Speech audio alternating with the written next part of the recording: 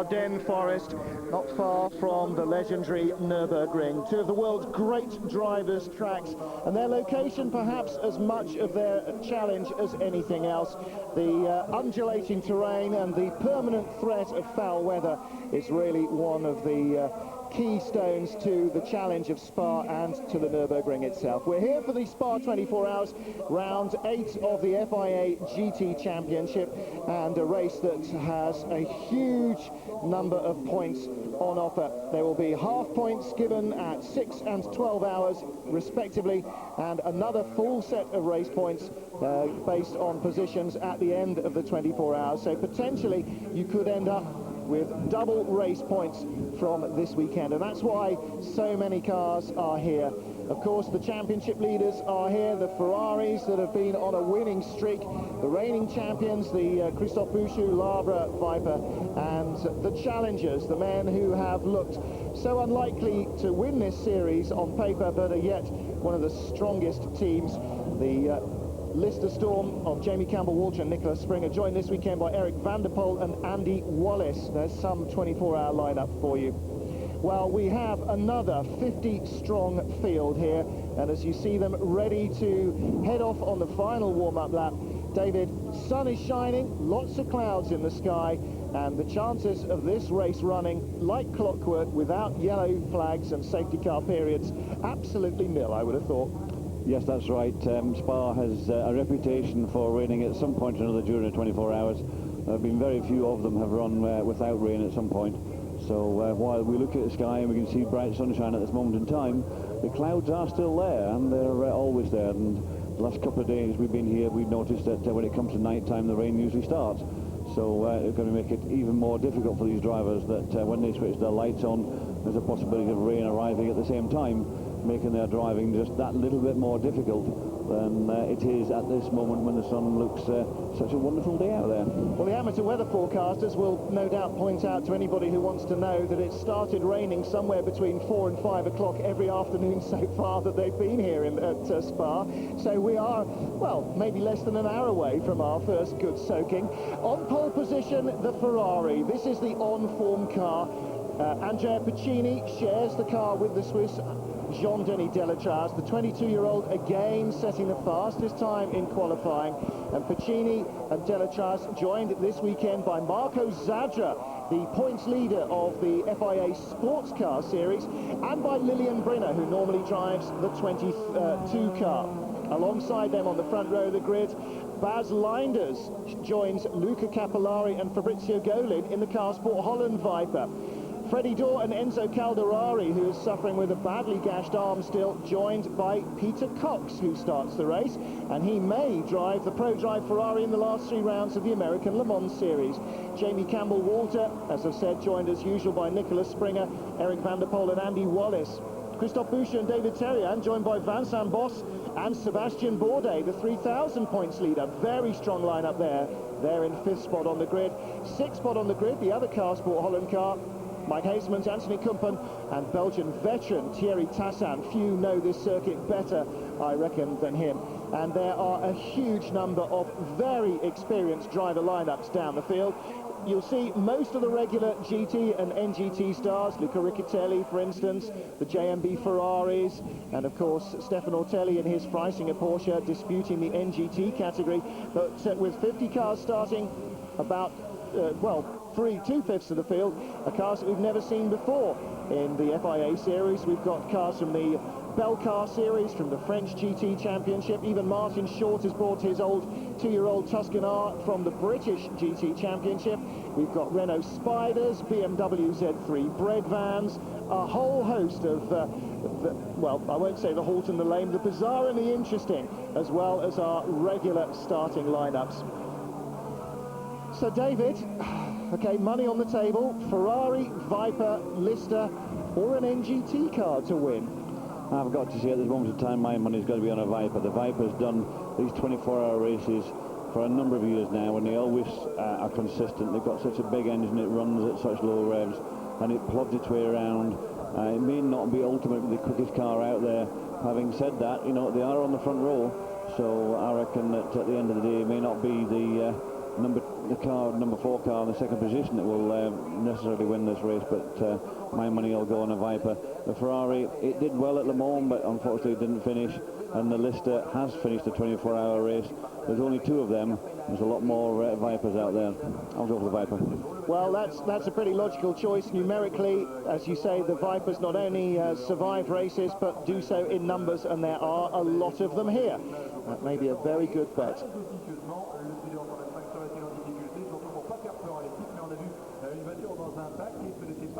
So bright sunshine beaming down here at Spa-Francorchamps, ready for the 2002 running of the Spa 24 Hours. For many years a sports car race, and then it became a highlight of the touring car calendar. BMW with a slew of victories throughout the 90s with variants of the 3 Series. BMW's day already done here. They've been racing in the European Touring Car Championship. You'll see all that action on Sunday evening post the FIA GTs finishing their 24-hour race, but BMW not involved in the GT or NGT classes. There are 2 BMW Z3 bread vans, but don't expect them necessarily to be front runners. They may do in their own small little categories. On board, incidentally, with the 550 Maranello Ferrari of David Hallyday and Philippe Alliot there, the onboard camera. That car back again after a couple of races missing. They are hoping that what they couldn't do in 3 hours, they will be able to do for 24, which is keep running. Well, their chances may not be great, but at least it's good to see them here having a go. Cars coming to the end of the formation lap, ready to start the 2002 24 Hours of Spa-Francorchamps. Ferrari first and third on the grid, Viper and Lister second and fourth, heading down towards the lights. Good 2x2 formation. They should get the green this time around. They're being held by Andrea Piccini, the pole man. The lights finally go green, away they go, and thousands upon thousands of horsepower unleashed down the hill. Ferraris will go first and third. The Car Sport Holland car in second place. Lister in fourth place, already under pressure from the second of the Car Sport cars and the Labra Viper. And the Vipers, the Listers, the V10s and V12s will motor on up the hill. On board with Fabio Bobini and Marc Duez in the Belmondo car. That was their teammates, the other Belmondo car right in front, as Piccini leads into the left and right sequence at Les Combes for the first time. And I think, David, given that it's dry, we can expect Piccini to pick up her skirts on the Ferrari and really fly away from the rest of the field now.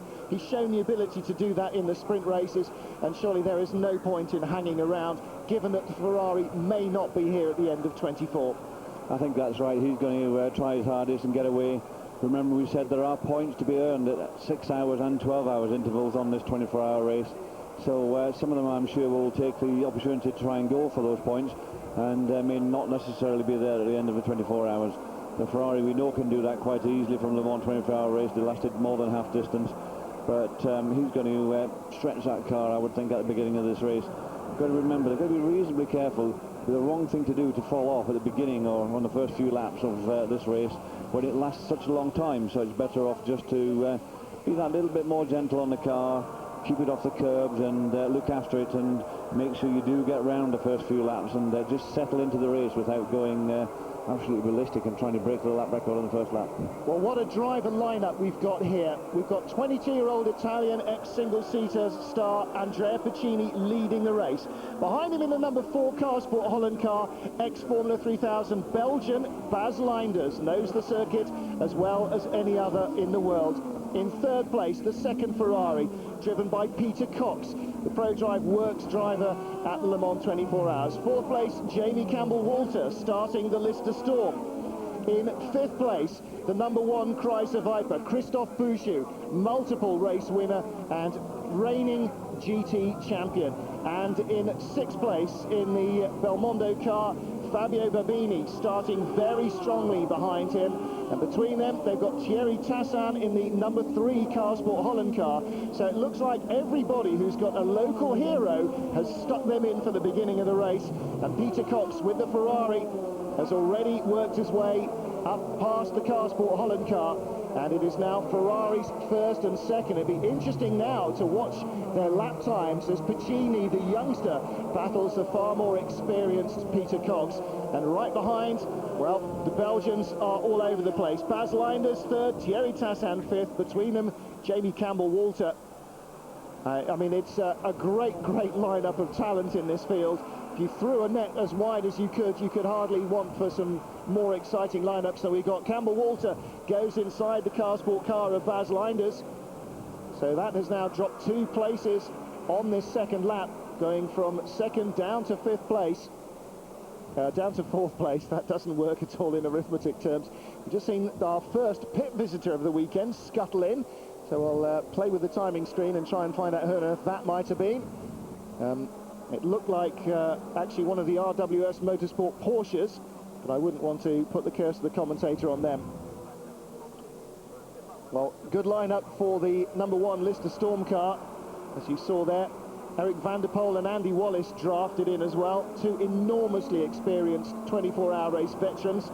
Both of them experienced here at Spa in sports cars, experienced in 24-hour races per se. They've done Le Mans, they've done Daytona, they've done this race.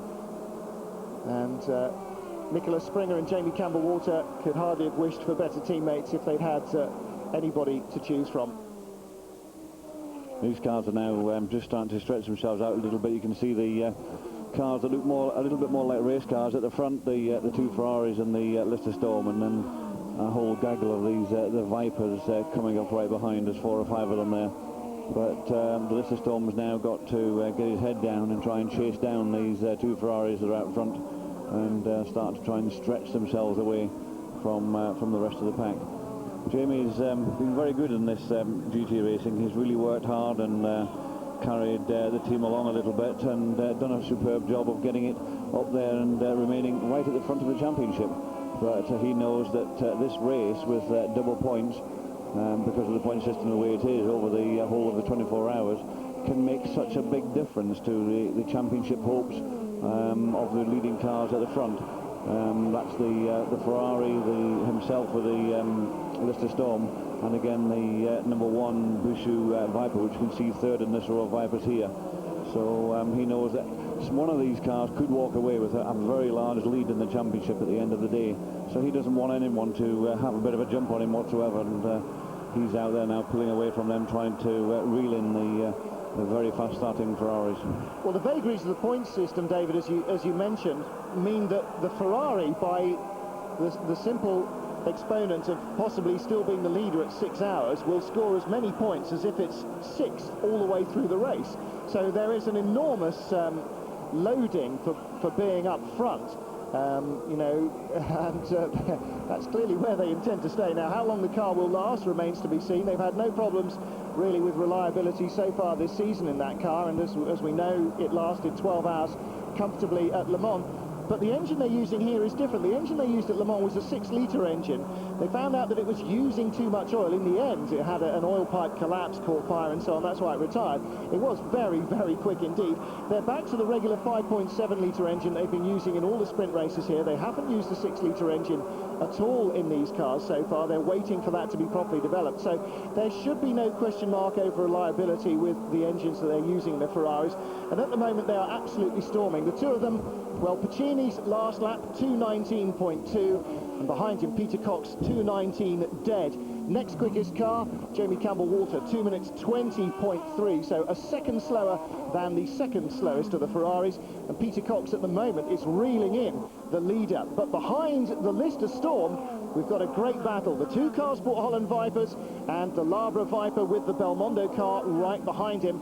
The Ferrari's getting closer. The Lister pretty much going with them as Peter Cox goes across the line. Jamie Campbell-Walter is just 3.6 seconds off the line, and bar 7/1000ths of a second as quick as Peter Cox on that last lap. So Jamie is staying with them, but there's an enormous Viper battle coming on behind, and that is, I think, as you said, with the longevity of the Vipers, going to be a feature of the race all the way through. Yes, that's one thing that the Viper's been very strong at. That's why these people have these cars for this championship. they know that the car is very good over longer distances. These races normally run over 3 hours for the FIA GT Championship, and you know, when you want to stretch it longer than that, the Viper has the legs, it has the reliability, it's been around for a long time, it's so very well proven, and it is just does so little work with that massive lump of an engine that's in the front there, that just sort of plods away with very few revs, very little stress on the car as a whole. Nice low gear changes by the drivers to look after them, and you know, it's built like an American truck, and sometimes it looks like that when you're standing close by them.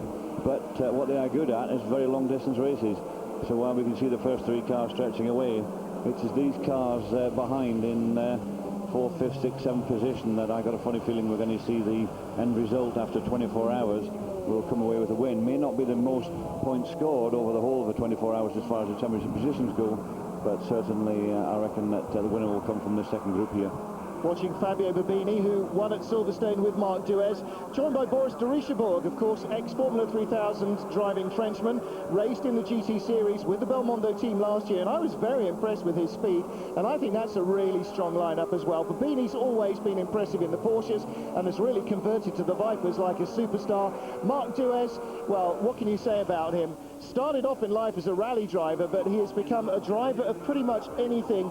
Touring cars, GT cars, open-top sports cars, rally cars, German V8 Star he was in a couple of weeks ago at Hockenheim. I mean, pretty much anything. And Babini here starting to muscle in, putting in the moves on the Labra, oh, in fact, on the Carsport Holland car, as the Labra car goes down the inside. Bouchou down the inside of Bas Leinders. And Thierry Tassin under pressure as well here as we ride with Fabio Babini. Oh, what a shame. Come on, let's get the onboard shot down the hill.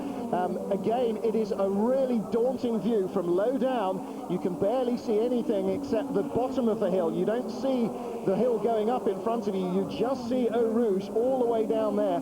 And the temptation on your opening couple of laps of Spa not to be full throttle all the way down the hill just because of what you know is at the bottom must be quite enormous. By now, of course, they're very well rehearsed with running around the circuit, and they are going very quickly indeed. But Tassin, well, lucky or talented or knowledgeable enough to hold off Babini at the moment, sharing this car with regular drivers Kumpen and Hazemans. But just a little surprised that the Carsport cars are dropping towards the back of this little group of 4 Vipers. I really thought that perhaps they might be, certainly early in the race, running at front-running pace, which is what we tend to expect of the Carsport cars. Of course, the Labra car these days is far less of the standard car that Christophe Bouchou always used to complain they had last year. It does have the 6-speed sequential Hollinger box. It's got the latest Harney Marder motors. It's a very highly developed version of the Viper, and as a result now looking for 4th place in the early stages.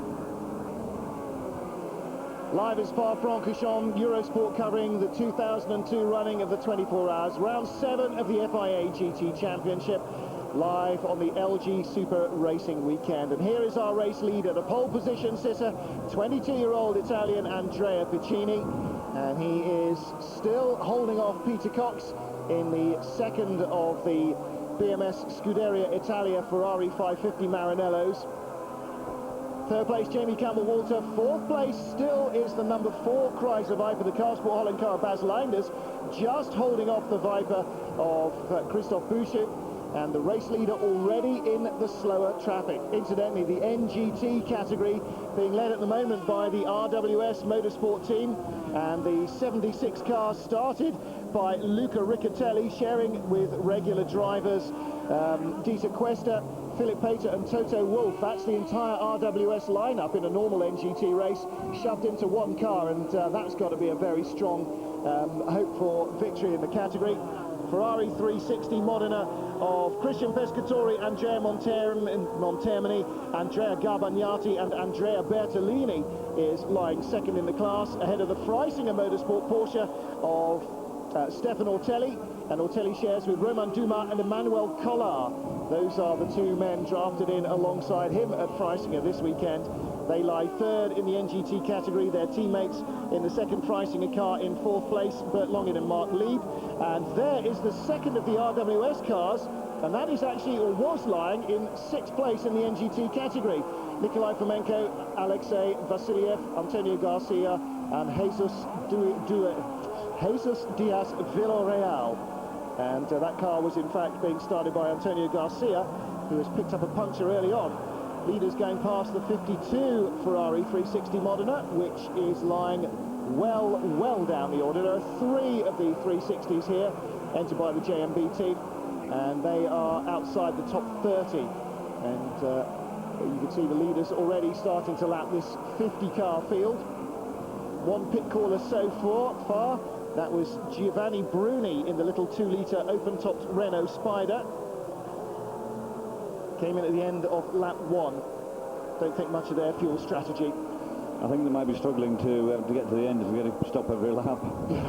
They might be struggling to get to the beginning at the rate they're going. However, he's now likely to go 2 laps down as the leaders carve their way through traffic. Jamie Campbell-Walter staying right with Peter Cox. And David, on the last lap, they were both doing 2:23.3s, so just a couple of hundredths of a second between them. It looks as though the Lister now has settled down very much on its tyres and is right on the pace, certainly of the 2nd place Ferrari. Looks as though Andrea Piccini is catching the traffic slightly better. His last lap, 2 minutes 19 seconds. He was 4 seconds quicker on that lap alone. And that's how the 24 hours is going to pan out now. Individual lap-by-lap times really mean little, because traffic, rain and everything else starts to interrupt your rhythm. It does. You can see the Ferrari is trying very hard as it comes into the corner there and just locks the back wheels up a little bit and goes a little sideways. So he's lost himself a little bit of time there, allowing Jamie with the Lister Storm to be right on his tail now. But yes, once you start lapping the traffic, then the individual lap times that we get here on our monitors can vary quite a lot because of the just amount of traffic that you have to get past and things like that. So that's not very good as an indication as to who's actually very quick, because now the lap have gone through, we see that the leading Ferrari is on a 220, and so has the Lister Storm with the second Ferrari on our 222. So it varies tremendously depending on the weather, which hasn't affected us so far. Nice sunny dry day out there at the moment in time, but certainly the traffic's making an effect already. Well, as you see, as we've seen just a moment or two ago, Antonio Garcia has come into the pits in his RWS Porsche. The Lister right on the tail of the 2nd place Ferrari as they got to Les Combes. Bouchou up into 4th place now at the head of that Viper train. So Christophe Bouchou, as you would expect from him, motoring along very strongly. And here is the battle for 2nd place, passing the 2nd of the Mack Racing Porsches.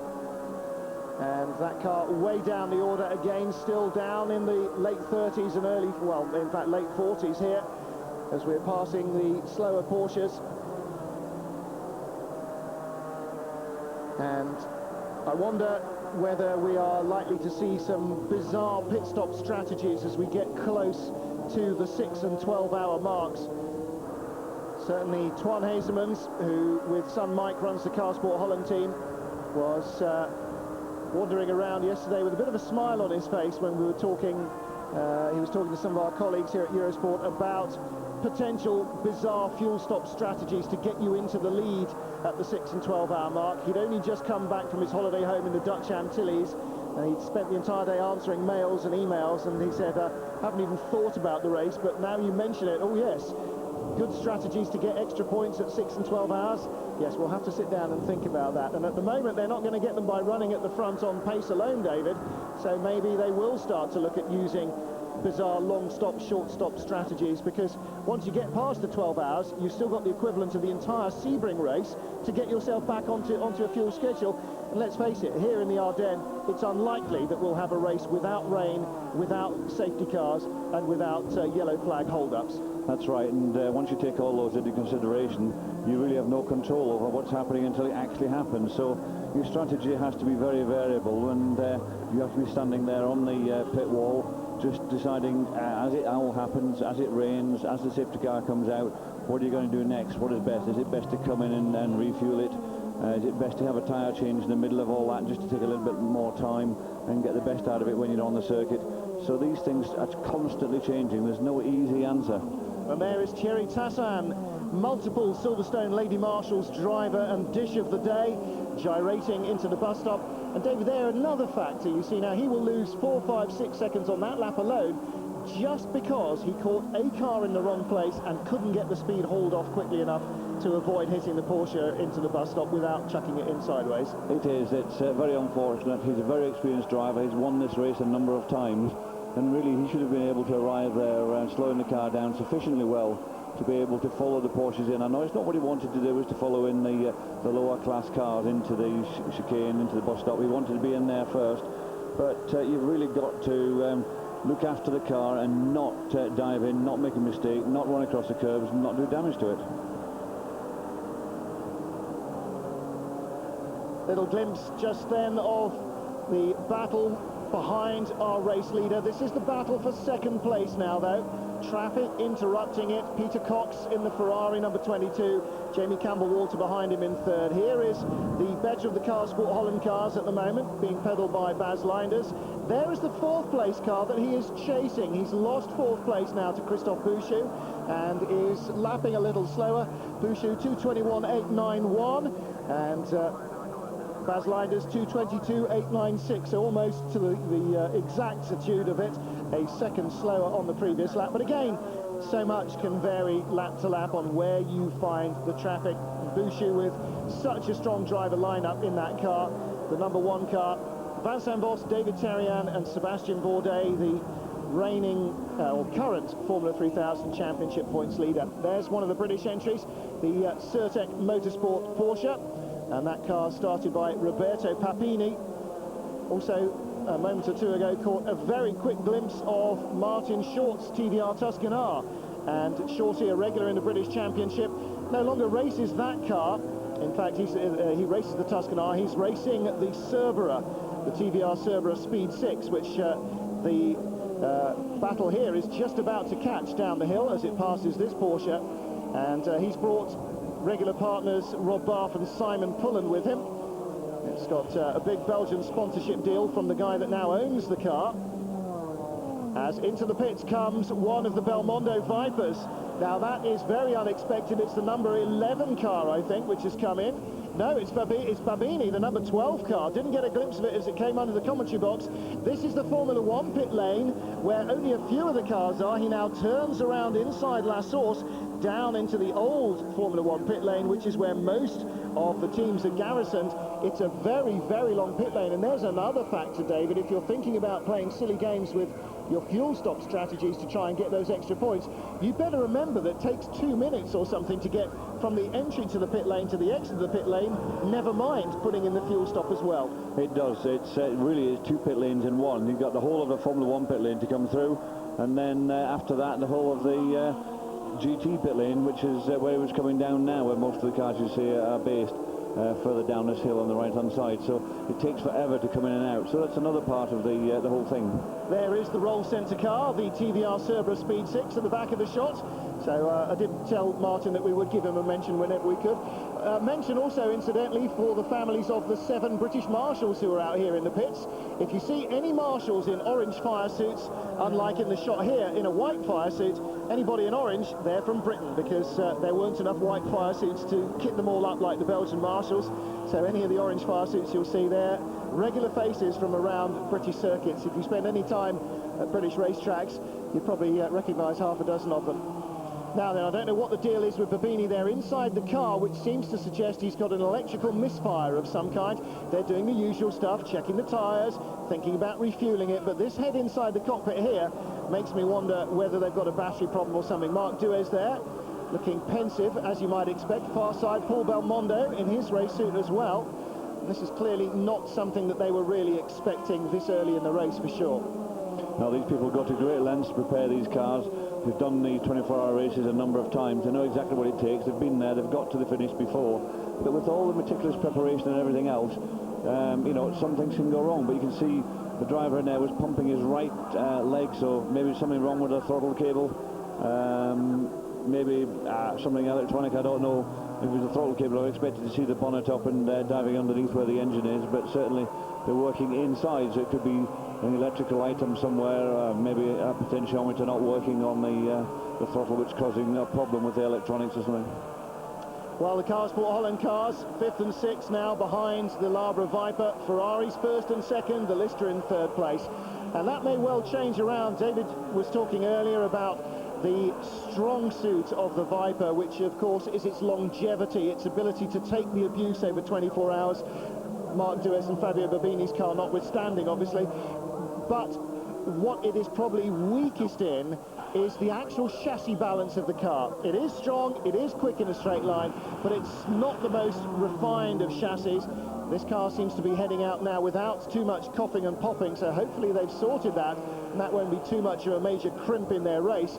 But if it rains, for instance, and rains a lot, I expect to see the Ferraris and the Lister really taking advantage of that. The Ferrari, the newest car in the field, effectively, in terms of when the road car originated and how recently it's been built.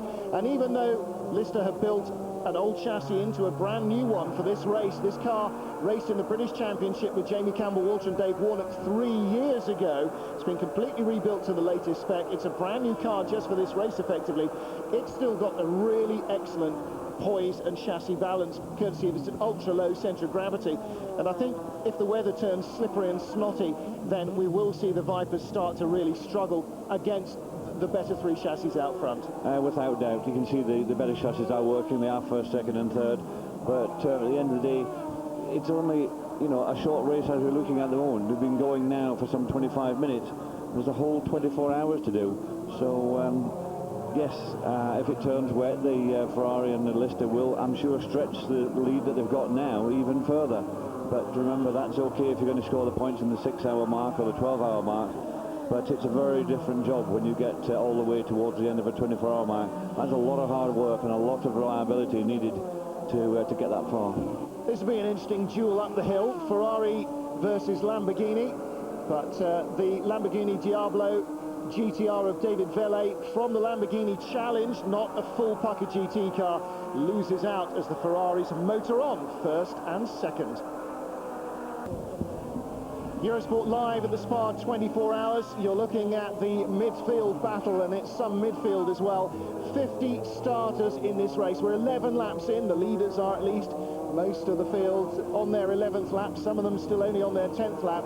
And that's an idea of just how busy this field is. Interesting newcomer here, we're looking at the red Ferrari. Now, we've seen 360 Modeners raced in the JMB colours, in their traditional tricolore green, white and red colours. But this is a new machine, the Loris Kessel Racing Ferrari. It is a 360 Modena. It's one of the latest 2002 spec cars, but it's new at least to us in the championship, and I think bears a little bit of a mention, because if I could only find them on the darn entry list, which is going over 2.5 pages, it's so long, they have got a very strong driver lineup. And oh, there we go, finally. It is Alex Caffey and Andrea Chiesa are the 2 main drivers. You'll know them. Alex Caffey, ex-Formula 1 driver, drove for Arrows, Ferrari and a couple of others that he probably wouldn't want remembered. Andrea Chiesa, long-time Formula 3000 star, but one of those who kind of hit Formula 1 at the wrong angle, skidded off the atmosphere and disappeared off into the ether. They're showing with another Italian, Emanuele Moncini, who is a sports car racer in the sports car rather than the GT kind of mould. And the 4th driver, Yarman, doesn't seem to be any relation of Eddie Irvine or Eddie Jordan, as in Yarman. Not Irish, he claims to be Italian. What his real name is, Lord only knows. All I can tell you is that it's not Fritz Glatz, because he sadly passed away a couple of weeks ago. Racing's probably most famous sports car racing pseudonym. But Yarman in that car, and they are going pretty reasonably in their class, actually. They are in 7th spot in the sixth spot in the NGT class, so you can't argue with that in terms of performance. Number 12 car going, and looks like it's going pretty reasonably as well. He's now down on page 3 or 4 of the timing screen for Fabio Babini. So let's have a look and see where he's got to. David's flicking away like a mad thing. Last lap 2:23, so pretty much still the pace he was doing early on. Whatever that glitch was, it looks like they've sorted it out, and that's, well, lost lap, unfortunately. May take quite some while to get back, but at the moment at least the car is running strongly again. And Mark Duez and Boris de Richebourg. Well, Duez has seen this race change so many times, he'll just be going, yeah, here we go, it's another Spa 24-hour race. And they'll just sit and wait for the race to come to them. That'll be their strategy now. We'll wait for the race to come to us. Yeah, once you start and you have a problem at the very beginning like that, then all that strategy we were talking about earlier on, about what will you do for fuel and trying to get the points for the 6 hours points or the 12-hour points, just suddenly goes out the window, and then you've got to start with your strategy all over again and think, what can we do and how can we make the best use of what we've got with this extra pit stop that's been thrown at us at the very beginning. So I think they'll sit back and be a little bit more relaxed and then go on from that pointwards. Well, they may now, having had that stop and being re-topped up with fuel, be in a position perhaps to play the points game with the number 12 car. It is the better placed of the Belmondo cars in the championship, and it's, you know, now way out of the front-running positions. But if they play silly pit stop strategies with that car, they could put themselves off everybody else's strategy into the lead at 6, into the lead maybe at 12 hours, and gain a bundle of points that way.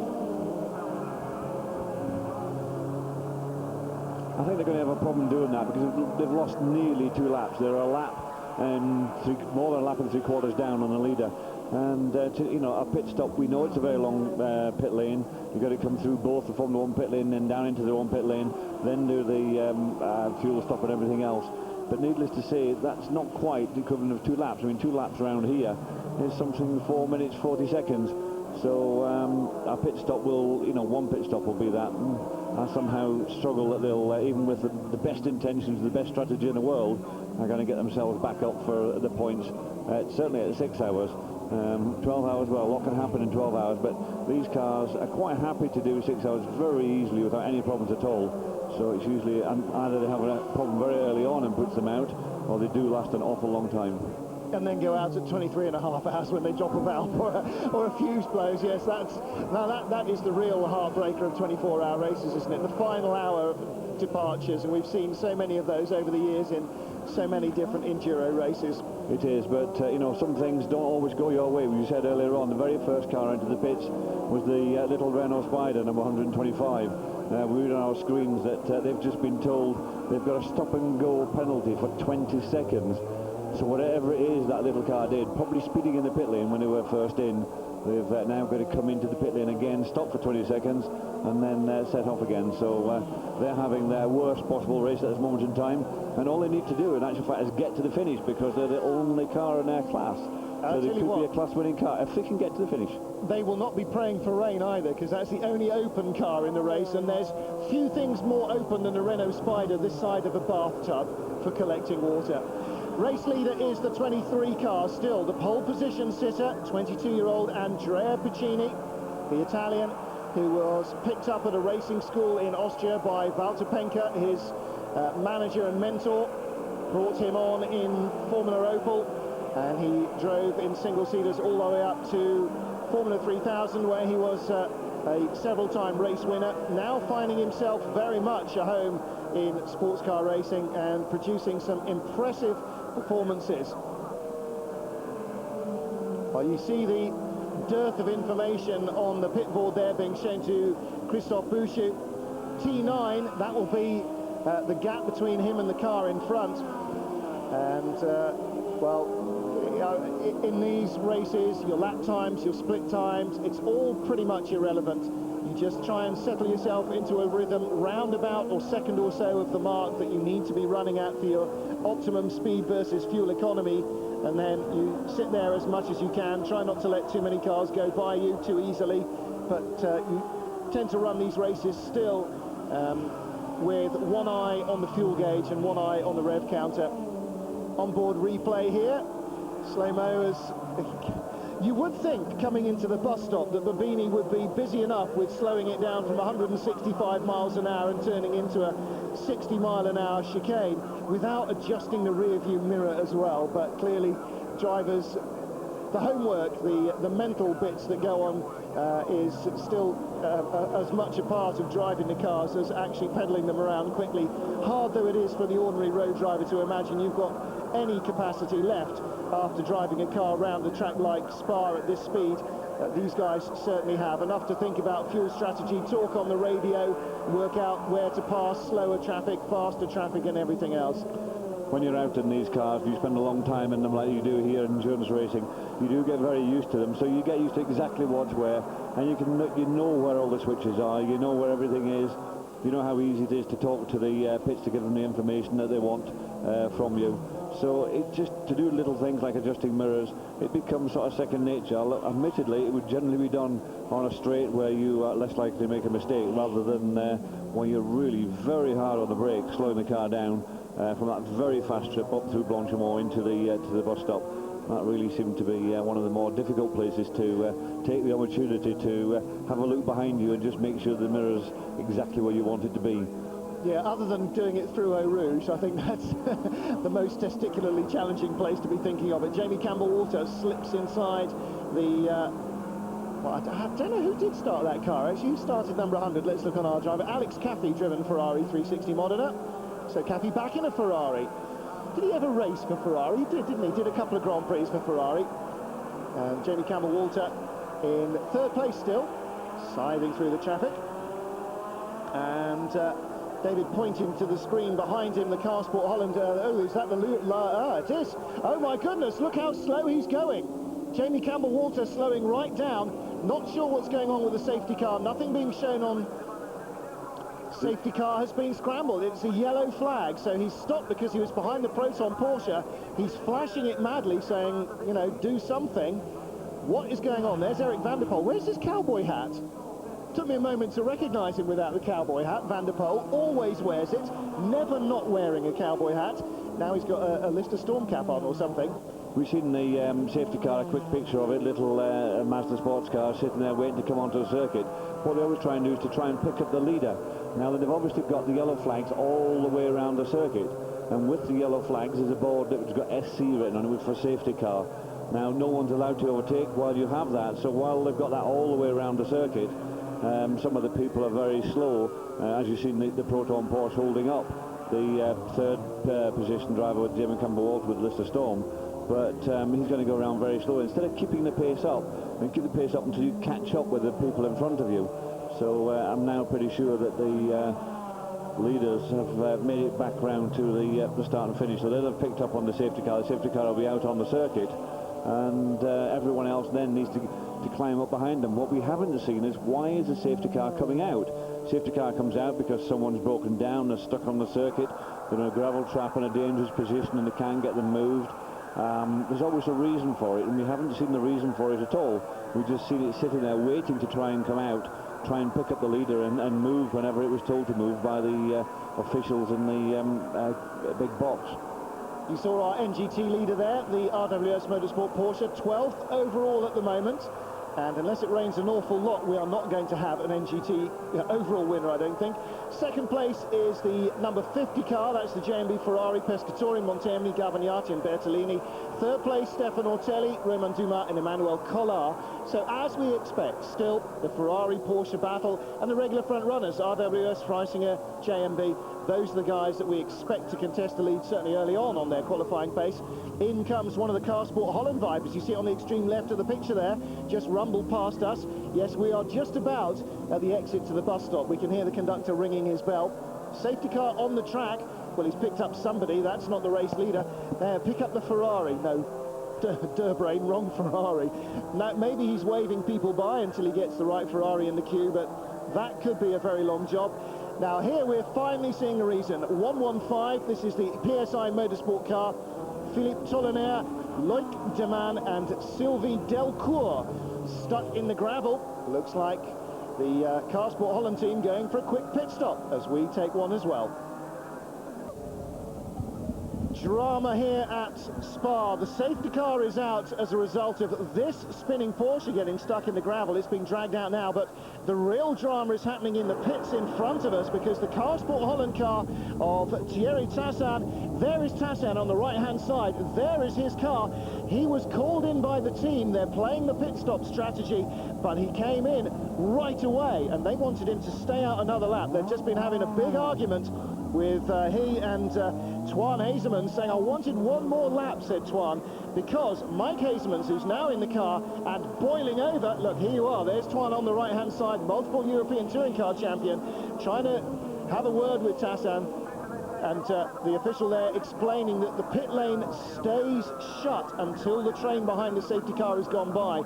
Now then, that is a lost opportunity. They were definitely trying to play the pit stop strategy game there, David. Quick thinking, but just rather misjudged. It's cost them time rather than gained them time. Now, we seem to have a problem with this car as well.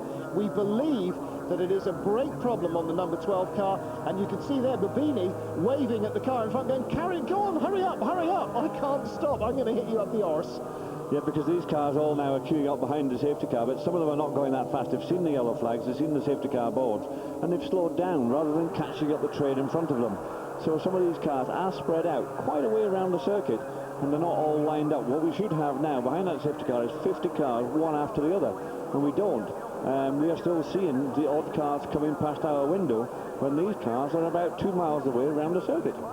Carsport Holland car you can see in the queue there. You saw the little Renault Spider and the Carsport Holland Viper right behind, and it looks like they're doing all right. They're, well, second or third in the queue behind the race leader, but they're a lap down. They've lost that lap in the pits. Martin Short has come in as well, but the pit lane is now open, so his car will be able to make a yellow flag pit stop and get back on the track without any delays. Rob Barth, in fact, starting that car.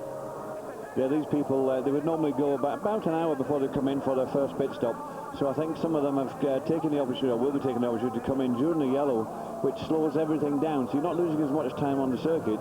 Come in, have it refueled, maybe do a driver change, depending on how the driver's feeling or what you want to do with your drivers, and be back out there. And maybe you're going to lose a minute or a minute and a half less by coming in during the yellow car period, rather than waiting for a full race situation.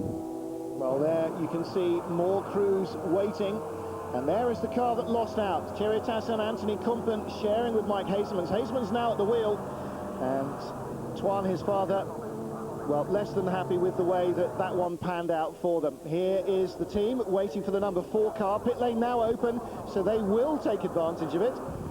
And the number 4 car, of course, Baz Linders starting, sharing with Luca Capillari and Fabrizio Golin.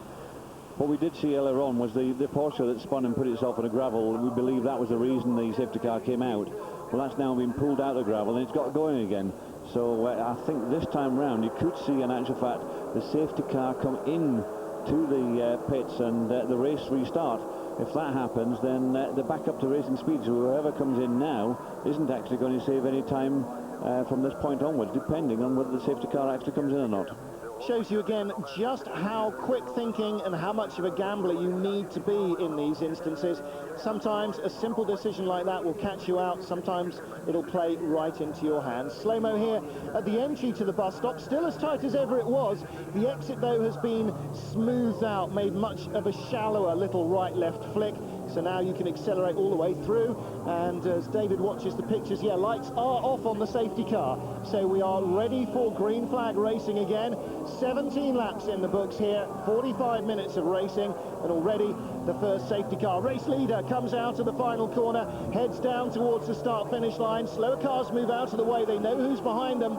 But at the moment, Andrea Piccini gets the jump at the restart, and none of his rivals within sight as he heads up out of Eau Rouge, climbing through Kemmel and up the long hill, the Kemmel Straight, towards Les Combes, the big power-sapping climb where nothing other than grunt counts for a single thing. This is just sheer horsepower up here, standing on the brakes, into Les Combes, down the gearbox, second gear, into the right, little squirt of power, third gear through the left-hand side, then again holding on to third all the way through the long right-hander, down the hill towards Rivage, and starting the dive down that ends all the way down the bottom in the valley in Stavelot.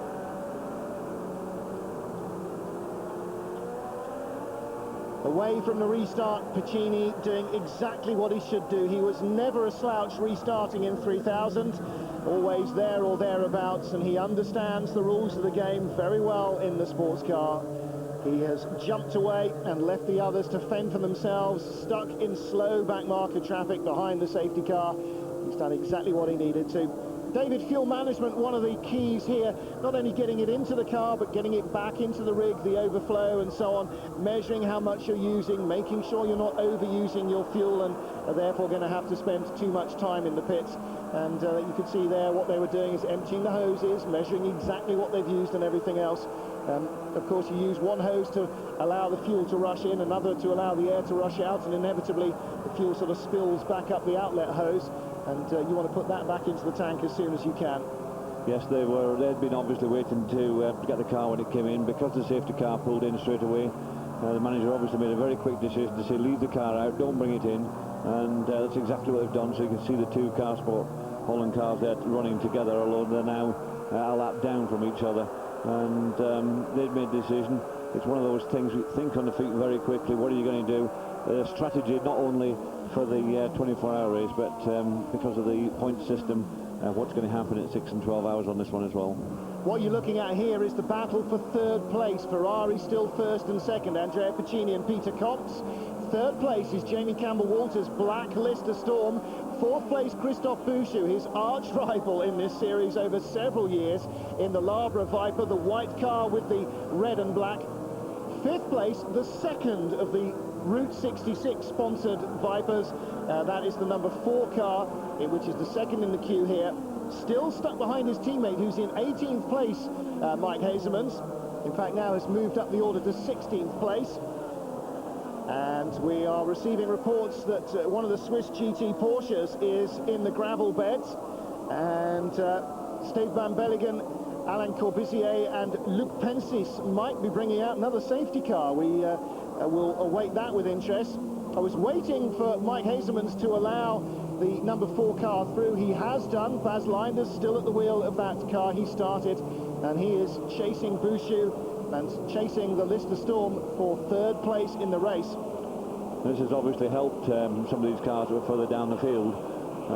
Obviously the Ferrari Piccini, the leader, had been well out of front, had a nice big lead, but with that safety car period, that brought his lead down a long way. Although when the race did restart, he had a nice clear circuit in front of him. He didn't have anyone to pass, so he could go out and push very hard for the first few laps. And he is running, you know, a lot quicker than either second or third, because he's running clear, and the others are having to get past some of the traffic to try and get into that bit of clear road in front. So he's beginning to stretch that lead. When he set off, they were only a matter of 3 or 4 seconds behind him, but already the second car's 8 seconds behind, and then the Lister Storm and the Bouchou and the Viper are some 15 seconds behind the leader since that restart. We can see the yellow flags waving there, so somewhere around that area there is a car sitting off or in the gravel, or it's done something wrong. Well, that's probably the 81 car. They've taken the message off the screen now, so it may be that that is now in a place of safety. But the battle here for third place very much alight, as you say, David, over 15 seconds behind the race leaders. And all these guys lapping in the 28s, 29s on the last lap. Last lap for the race leader, Andrea Piccini. This car, 2 minutes 22 seconds. His teammate, Peter Cox, 2 minutes 24 seconds. And the Lister Storm in third place, 2 minutes 28 seconds. 2:29 for Bouchou's car, just 0.03 of a second slower. But still, the Ferrari has the pace to jump away from the field, and this is, again, Antonio Garcia's car. Came in with a puncture early on, and that looks to me like a puncture again. They have got more than just a bit of debris picked up. They've got some fundamental problem that is rubbing the tyre raw and is actually causing them enormous loss of time. This car should be, like its RWS sister car, at least in Garcia's car hands, very much a front runner. There is the second place car. That, of course, was started by Peter Cox, who joins, well, the slightly hobbled team of Freddie Dorr and Enzo Calderari. Calderari missed the last race, as did his car, in fact, because he very badly gashed his forearm at his holiday home. Decided to open a window with a golf club, and the window retaliated by dropping a huge slice of glass on his arm, which severed arteries and tendons. So he's feeling very second-hand, but here anyway to drive the car, and at the moment it's in second place with its teammates still leading. live at Spa for the 24 hours. The battle for third place well alight. In the last moments, Jamie Campbell-Walter has lost it to Christophe Bouchou. Bouchou lunged down the inside at the bottom of the hill at Stavelot, inside the double right-hander. In the subsequent corners, Jamie fought back, but up the hill through Blanchimont and then into the bus stop. He was unable to hold back Bouchou, and the Frenchman dived inside at the bus stop to take that third place. Bouchou leads up the hill now in third place. Campbell-Walter in fourth spot. Fifth place is still the Chrysler Viper, number 4 behind. Sixth place just coming out of the corner behind them. But here, let's have a look as we see the replay. Well, that was the end of the move. Bouchou came around the outside on the run out of the left-hander at Blanchimont. You kink right before you get to the braking area for the bus stop. Bouchou moved around the outside and Jamie allowed him to take the corner. And there you see the two Carsport Holland cars running nose to tail, but a lap apart. The first of the pair on the road is the first in the order. It's fifth place, but behind Baz Linders is the number 3 car of Mike Hazemans. He is down now in 14th place. And into the pits comes Philippe Alliot and David Halliday's Ferrari, the number 5 Force 1 car. David Hallyday, son of France's top pop star Johnny Hallyday, the 65-year-old perma-tanned prune. And that's Johnny, not David. And you saw Philippe Alliot there sitting with arms crossed on the box. Now he was in 13th spot as he came into pit road. Not ready for a driver change, it would seem. Oh, no, they are, in fact, ready for a driver change. I thought that was the refueling man's helmet. But in gets, well, either Vittorio Zaboli or Francois Jakubowski. I'm not sure that either of them has a white helmet with a red Swiss cross on the side, though, so I am confused there. Vittorio Zaboli, long-time sports car race. And Francois Jakubowski races Ferrari 360s in the 360 Modena Challenge. Also done a few French GT races. Into the pits as well comes Peter Cox, and at 5 to 5, 55 minutes of racing, we are now into regular pit stop window territory. Not too many of the cars will make the entire hour. There is David Hallyday, and you saw the grey head of Philippe Alliot. Here, meanwhile, Fabio Bobini down to the bus stop. Right in front of him is the number 2 Labra Viper, Didier de Forny, Carl Rosenblad, Jean-Luc Chéreau and Jean-Claude Lanier driving that one. And Bobini, the 12 car, that is the battle for 16th. So here is our second place car into the pits then. Peter Cox comes in first. Freddie Dorr and Enzo Calderari, I would not expect to get in the car at this stage. I would think that Cox will run a double, possibly a triple, maybe even a quadruple stint in this car, depending on how fit he feels. He'll certainly be a lot fitter a driver than Calderari, and with no disrespect to Freddie Dorr, probably just as fit as a fresh Freddie Dorr after 3 stints, I would think, for Peter Cox. He's a professional racing driver and keeps himself supremely fit. Off goes the Force 1 Ferrari, and so far, I think they have actually lasted longer in this race than at any stage in the FIA GT Series, David. They've made it 55 minutes. I don't think we've seen them run that far at all in any of the 6 races so far this year. No, not at all. They've had a number of problems, and some of them very, very early on in the races. So for them to get even this far, they're doing an awful lot better. I'd say in actual fact their 55 minutes is probably as much as they've done in the 6 races we've seen so far, because they certainly have had a number of problems with the car. So bad was it at the beginning, they actually missed one of the races to try and concentrate on trying to fix the bits and pieces with it and make sure they can, when they come out, they can actually get to the end of the events.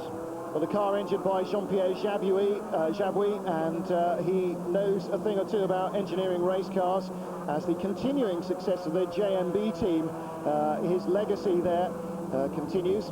They are leading, incidentally, in the NGT category. The number 50 Ferrari, Christian Pescatori, Andrea Montermini, Andrea Gabagnati and Andrea Bertolini are NGT leaders. And the car that was leading has just come into the pits, the 76 RWS Motorsport car, Dieter Quester, Luca Riccatelli, Philip Page and Toto Wolff. So too, grumbling past us now has come our overall race leader, the Ferrari of Andrea Piccini, also in the pits. So we've seen his teammate come in from second place, and a lap later with 22 laps, and that might be an interesting figure later in the race, so I will write it down. 23 did 22 laps on its first tank of fuel, and as ever, the Lister team boss Lawrence Pierce will keep his car out at least one lap more than all of his regular front-running rivals, if he can do, to try and stretch any fuel advantage they may have and turn it into a later on in the race advantage. So the race leader now, Christophe Bouchou, comes down the pits. He too comes in after 22 laps. So it looks as though the Ferrari and the Vipers on pretty much the same kind of a fuel window.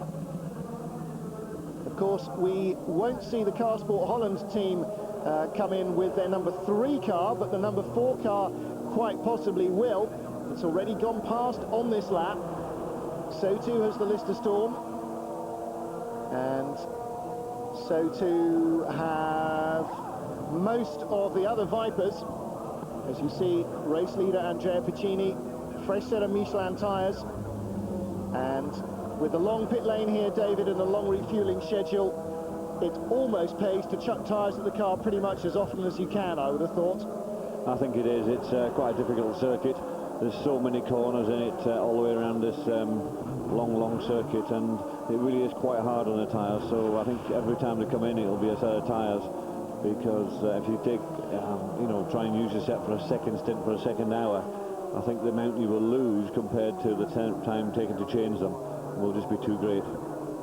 Here is the Belmondo car. Not sure if this is the 11 or the 12 car. Didn't recognise the helmet. I should have done, but it flashed by while I was looking down. I didn't see who the spare driver was. Let's not assume anything. Never assume, Martin. Do far too much of that anyway. Number 1 and number 14, Bouchou and Campbell-Walter, first and second. So it was in fact the number 2 Labra Viper I saw coming into the pits. Now the race leaders come into the pits, though, for their fuel stops as well.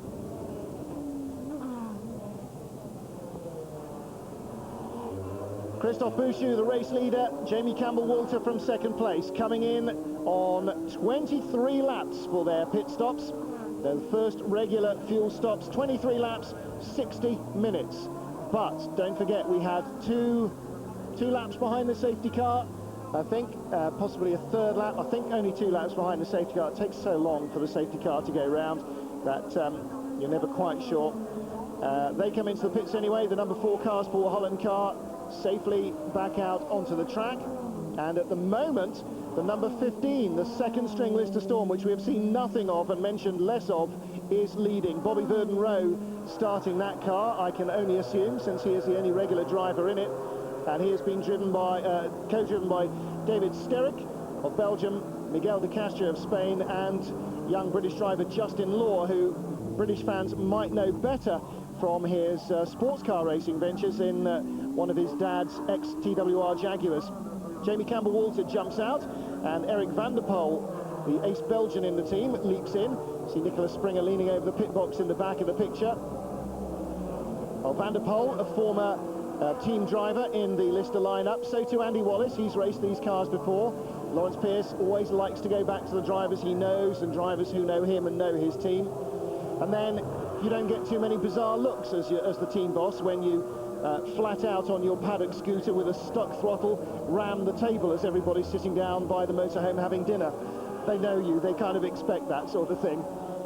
So the 15 car leads, but the main front runners have now all made their pit stops. And there you see the Ferrari powering up the hill. It's Andrea Piccini.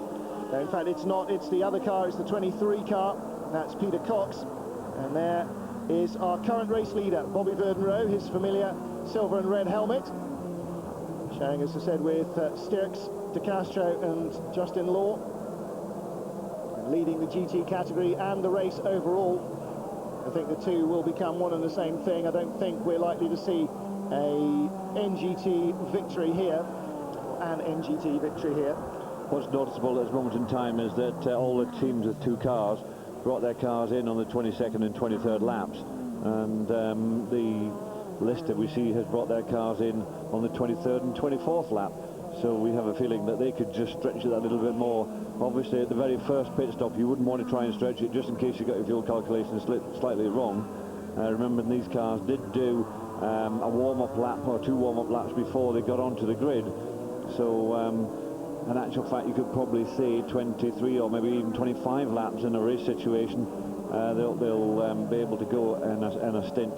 That's the best part of an hour. They try to stretch it just that little bit more, using a few less revs than maybe the sprint races, in order to get the fuel to stretch for the 24-hour races that bit extra. We did, of course, have our 2 or 3 laps behind the safety car, which might have saved them. Well, on a circuit this long, 4.5 miles, it may possibly even have saved them an entire lap at that sort of slow speed. But you're right, you always tend to forget the particularly on a circuit this long, the 2 laps onto the formation grid and the green flag lap before the start. That's an awfully lot, you know, that's an extra 10 miles they've driven before they even start the race. And I always forget that when you're looking at the first fuel window, exactly where it comes in. The first fuel window has always got to be one of safety, because you're never sure what you've done. Once you've got that fuel in there, you've measured it in, it goes through a meter on the way in, and you know exactly how much has gone in. When it comes out the other side, the overflow, you can see the guy standing on the other side, then that is emptied into the drum that we've seen earlier. We said they have a drum there to find out exactly how much comes out the other side. Subtracting one from the other will give you the exact amount that's gone into the car. With that exact amount, you calculate the exact fuel consumption, either per lap or per mile, whatever you want to do, whatever the engineers are happiest with. And then from that, you'll know exactly how many laps you can do the following time around. You noticed that when that car went up, there was a little block of wood under the front wheel. This pit lane is on quite a steep hill, so when you come down and stop, and if the driver's getting out to change, what you can do, then you need someone to stop the car from rolling away. Lister are using a block of wood as good as anything. What they've got to do is remember and pull that block of wood out when the car's due to go away. There goes the block of wood, so when the car goes down, you'll be able to start the engine, roll out, and straight down to the end of the pit lane to try and join the circuit again. Now you might ask, why don't they just pull on the handbrake like you would do in a road car? Well, quite simply because even though most of these are developed from road cars, GT cars, like most other racing cars, don't have much of a need for a handbrake. They would consider it just to be excess weight. What we can see now is when they come out of the pits, we've got a completely new entrance onto the circuit. It goes way to the right of going up through Eau Rouge, and comes out at the top and comes on as you come out onto the big long straight. So there's a brand new exit coming out of the pit lane to make it so much safer. Before, it used to come out right at the very bottom, straight onto the racing line, which caused a lot of problems during various races. So we've spent the money and made it somewhat safer for everyone now. Now, we didn't see a great close-up of the pit stop of Peter Cox here in the 22 Ferrari. It seems to me, though, that he may not have changed tyres, because the timing and scoring is showing him now as our race leader, with the Lister Storm of Bobby Burden-Rowe having stopped. That should put the 22 car into the lead, and the only way that that can have happened is by having a considerably quicker pit stop, because at the moment the number 23 car, Andrea Piccini's Ferrari, of course they had their driver change as well, but they're shown as being down in 5th position, and Piccini handed over his car to no, he didn't change drivers, I don't think, so Piccini's still at the wheel. As we see one of the slower GT cars, and Marcus coming down the pit lane. There is an LM600 here, which is Max Weissenberger, Bernard de Driver, and Finnish rally driver Risto Virtanen. Bizarre combination in that car.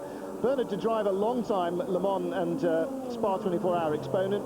Virtanen, well, he'll be happy if it rains in the Marcus, because it'll get well sideways. Don't know much about Max Weissenberger, other than he is of Belgian extraction, so presumably he knows the circuit as well as many. Again, there you see the Lamborghini Diablo with the 22 car right behind him. Peter Cox still at the helm and pushing on as quickly as you like. Cox leading then, Bouchou's car in 2nd place, Piccini in the 2nd Ferrari in 3rd place. 4th place is the NGT leading Ferrari 360 Modena, as we see another pit stop. This is, in fact, for the Bernard de Driver. That's Risto Virtanen. No, that's not. That'll be Max Weissenberger, the VD man of the team name, the VD Racing Marcus. And here is our standings then, just after the first round of pit stops at 1 hour. Okay, first round of pit stops for the GT cars, but the NGT cars, you see there, 4th and 5th overall, 1st and 2nd in class, yet to stop. The JMB Ferrari still leading the Freisinger Motorsport Porsche, but it's Ferrari, Viper and Lister contesting the GT and overall win an hour into this race.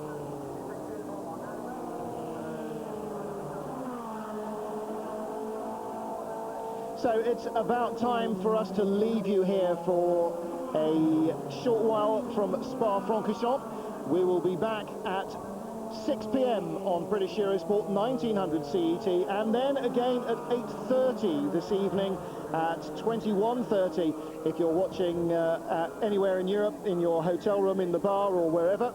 Come please and join us. 6:30, 6 o'clock rather, and 8:30 on British Eurosport. We'll be bringing you all the action from the continuing Spa 24 hours. In the meanwhile, from David Leslie and from me, Martin Haven, from Spa, a very good afternoon to you.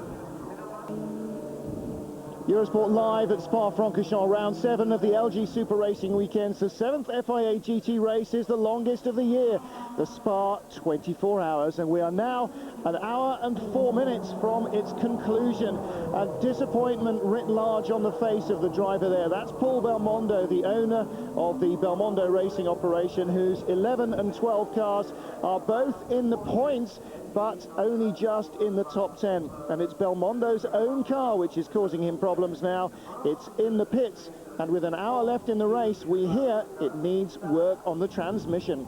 The number 1 Chrysler Viper, the Labra car, leads from the number 15 Lister Storm, courtesy of a brake pad change for the number 54 Freisinger Motorsport car, which leads in NGT, but is only in 3rd place overall now, rather than the 2nd it was earlier on. Looking down the order through the 10, you can see there the 2 Belmondo cars, and below the top dozen, well, the BMW Z3, the national racing car from the French Federation, is in 14th place, having had a good run, and a large number of Porsches still running from various national and FIA Championship categories.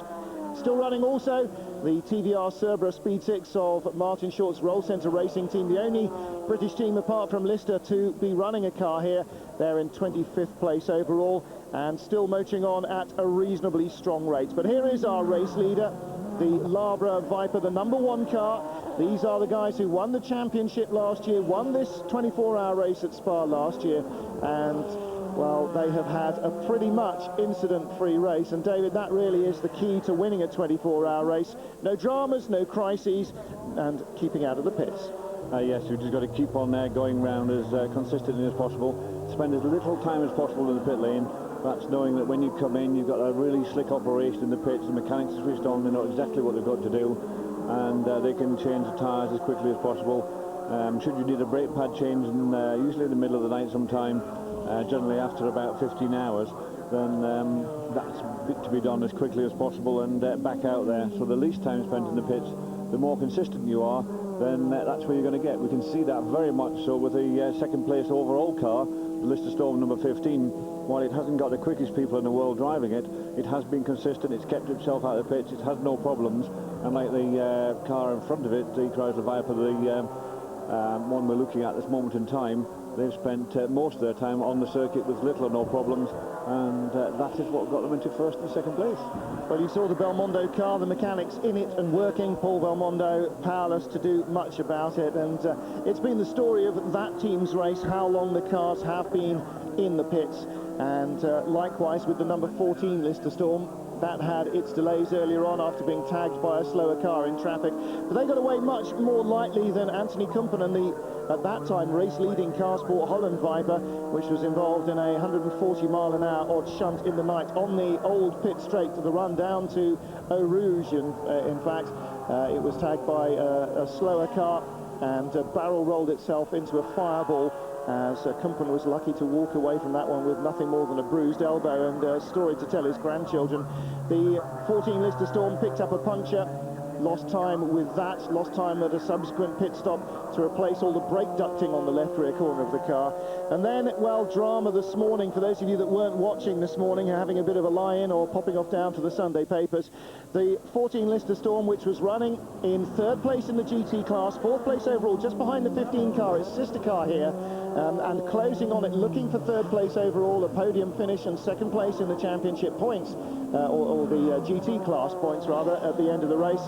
It was suddenly found stationary or rolling very slowly out of the hairpin here at La Source, and the reason was a broken gearbox. Now it crawled down the hill here, and instead of running out and somehow finding somewhere to park off down here. On the left-hand side is the old entry to the pit lane, and it was into there that Jamie Campbell-Walter ducked in the car, and as a result he was excluded. Now, I said this morning that we had seen several other cars use that pit lane entry and not be excluded, and the Lister, to our knowledge then, was the only car that had been excluded.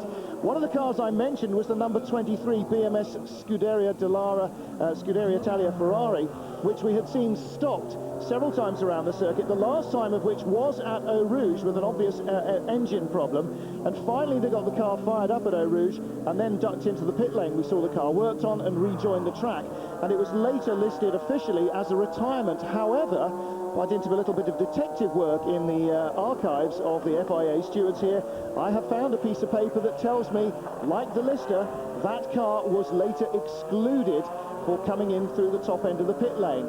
Now, I can think of two other cars that I have seen live on TV in the course of our coverage so far, and that doesn't include all the cars that perhaps may have ducked in away from the TV cameras, who have come in the wrong part of the pit lane, and I've yet to find any evidence of them being excluded. So it does seem to be perhaps a little bit of an erratically applied rule. And in both cases where cars have been excluded, they have been on or at the apex of a nearly blind exit hairpin with a 120-odd, 130-odd mile approach, with a car with, in one case, a dead engine, in the second car, no drive from the transmission. And the pit lane entry, like the apex of the corner, is on the driver's right. Now, David, if you were sitting there facing the run down to Eau Rouge with a car with no gears or no engine, would you roll slowly down the hill at walking pace, knowing that cars were coming at full racing pace behind you, and then try and get enough speed to roll clear across the track to the grass on the left? Or would you pull over onto the right-hand side, behind the concrete wall, away from the racing line, and into the top of the pit lane? I think from the point of safety, you would make sure you got yourself off the circuit. You have to remember, at the bottom of that straight, you've got probably the biggest corner worldwide in motorsport, which is going up through Eau Rouge, and you don't want to arrive down there and try and pull up at the bottom on the right-hand side, because if you do that, you're actually on the racing line as you arrive at the bottom of the hill. So that's not the safest thing in the world to do. But yes, there is a white line there. All the drivers were told at the driver's briefing beforehand, if you cross that white line, you will be excluded. There are no arguments about that. That white line is like a brick wall. That wall we can see on the left-hand side as we're looking now at the shot. It's like having that wall continued right up and round the very last corner, around La Source. That is the way it was put to the drivers, and said, if you turn over that, that is the end of your race, you will be excluded. Now then, these guys, they were out. That number 14 Lister Storm had no drive. If it didn't turn in there, it would have gone down the start-finish line, and it would have gone very slowly with cars going past it at over 100-mile-an-hour speed difference, and it would have had to stop at the bottom, which was probably quite a dangerous place to try and pull off in order to put the car somewhere safe. Because one thing you have to do is, when you park the car, if you are able to, of course, you're not ended up in a heap, is to park the car in a safe place. So he did a reasonably safe thing in bringing it in, but in doing so, he did exclude himself from the race. I do agree that it is a rule and it should be universally applied. It hasn't obviously been universally applied, which is a problem. And also, I think, particularly in a case of a force majeure with a dead car at Eau Rouge, they really ought to think about looking at the penalties they can apply there. If somebody obviously ducks in late under a safety car, or to have a nifty quick pit stop instead of coming all the way through, then they should apply a penalty. But I think in the case of an obviously dead car, which both of the excluded cars were, because they both immediately went back into the garage for long and sustained work to be undertaken, I think that perhaps the team managers should be allowed to claim force majeure in that instance. Anyway, that is all done and dusted. What Lister do have to concentrate on now in the last 56 minutes is this car in second place overall. And I was saying earlier on this morning, when it was running in third place behind the NGT leading Freisinger Motorsport Porsche, if you could have offered them a podium position, they would have laughed flat in your face and then bitten your arm off. If you'd offered them second place overall, I think these guys would have just been incredulous, because they are having such a good run, and let's hope that nothing happens to interrupt that. All the bad luck seems to be on the number 14 car, and well, unfortunately for Jamie Campbell-Walter and Nicolas Springer, the joint championship contenders with the Labra Viper and the Ferrari number 23 car, Unfortunately, they had all the bad luck in this number 14 car, which was specially built for the race, of all things. I said to Fiona earlier on, Lawrence Pierce's wife, I said, that'll teach you to go to all the expense of building a special 24-hour car instead of bringing out the old nail. Yeah, but this number 15 car, we see it there just come into the pits. It had a very short pit stop. It looked as though it came in, stopped, to put fuel in only, and sent out the car again. The car at the moment has Bobby Verdenroe in it. He is doing a double stint, and he will now carry the car all the way to the finish in order to make sure that he finishes second overall.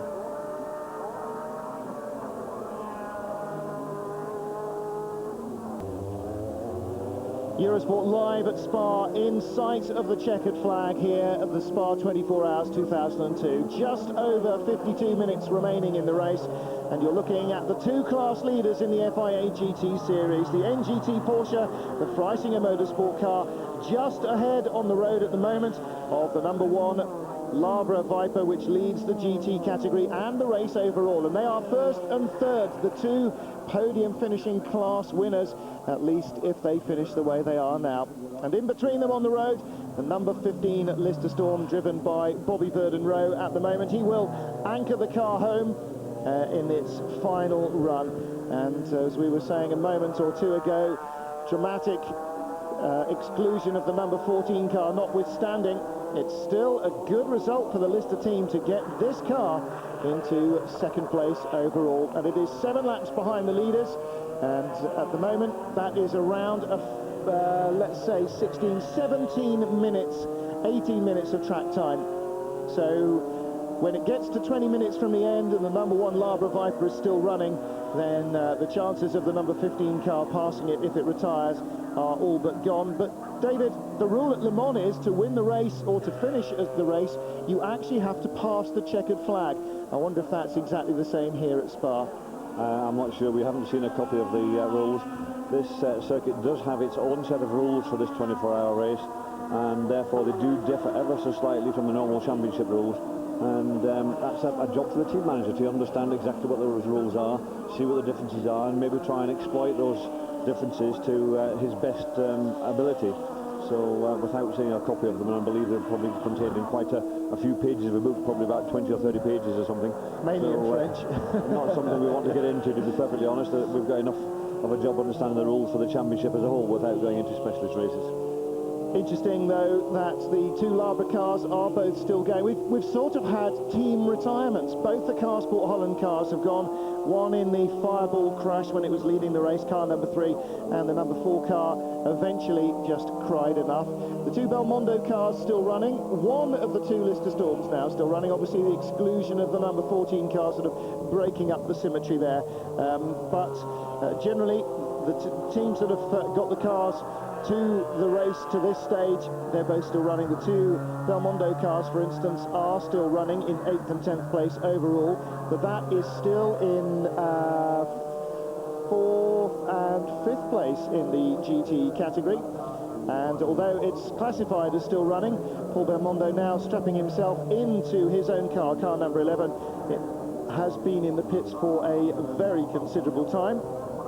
5th in the GT class, 10th place overall, and needs to get a bit of a shuffle on, actually, because on the same lap as it is one of the French GT cars, the number 100 Loris Kessel Racing Ferrari 360 Modena, which has been steadily romping around on its own, slightly off the pace of the NGT front runners. It runs to a slightly different set of regulations in the French Championship and is not quite as quick, but it has been well driven, very reliable, and noticeably absent from the pits, and that at the moment is on the same lap as the number 11 car and looks likely to take 10th place overall unless Paul Belmondo is out of the pits fairly quickly. Of course, he's still got 49 minutes to haul the car in, and with the respective pace of the Ferrari and the Viper, unless he loses another 4 or 5 laps now, he should do that without too many problems. There's the sister car, the 12 car you've been just watching.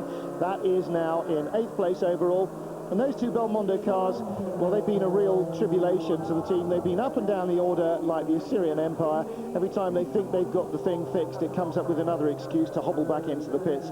And finally here, the number 11 car, well, transmission change. That generally means gearbox in the Viper, although it is a very, very resolute piece of kit. It is perhaps one of the very, very few potential weak spots on the Chrysler Viper. With the thundering torque that the V10 8-litre Chrysler motor puts out, it really does take a remarkably resilient gearbox to withstand it for 24 hours. And it seems as though the gearbox, rather than the differential or the prop shaft, which is occasionally a bit of a problem on the cars as well, has gone. A drive shaft change certainly wouldn't have involved mechanics being inside the car or have taken this long. So my bet, not being actually in the pit to watch it, is that it is a gearbox change. So the number one car motors on serenely, and serene has been the rate of their progress. They've been fast, and they have been within the top 3 or 4 times all the time on the track. A very strong driver lineup. Christophe Bouchou and David Terrian, the regular drivers, joined by Vincent Voss, another long-time Viper exponent, and Sébastien Bourdais, the French Formula 3000 driver, who has certainly been very, very versatile in the last couple of years, racing, of course, for the Pescarolo team, the Courage Peugeots at Le Mans in the last few years, and in the FIA Sports Car Championship. He's got plenty of open-top experience, and he's clearly no slouch when it comes to pedaling a Viper. Very quick indeed in all his running as well. There are no weak links in this team. The car is reliable, the drivers are fast, and it seems as well they are able to keep the car alive, and that is such a winning combination. Added to that, the experience that the Vipers have got of 24-hour racing as a breed. David, it's you know, almost impossible to find any fault in their logic and any crack in their armour, and so it seems to have proved. When we started this race, we did say that we expected the Viper to be the one that would be there at the end and the one that would actually go out and win the race. While there are quicker cars on the circuit on a single lap, like we were talking earlier on, we've seen the Ferrari lead the race at the very beginning, and quite handsomely as well, with the Ferrari 550. And then we've seen the Lister Storm that was always thereabouts, always turning in good times, had 1 or 2 little problems, and was always just a little bit away from actually leading the race.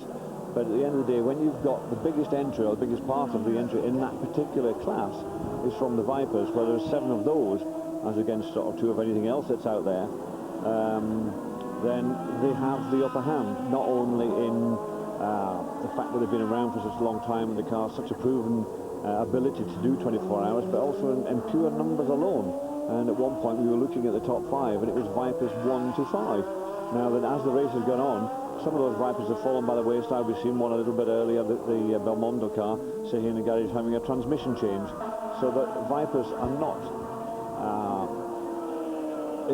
all able to run perfectly for 24 hours. Things do go wrong with them, but very little goes wrong because they've been around for such a long time, and each time they've been improved to make sure they can get through the 24 hours.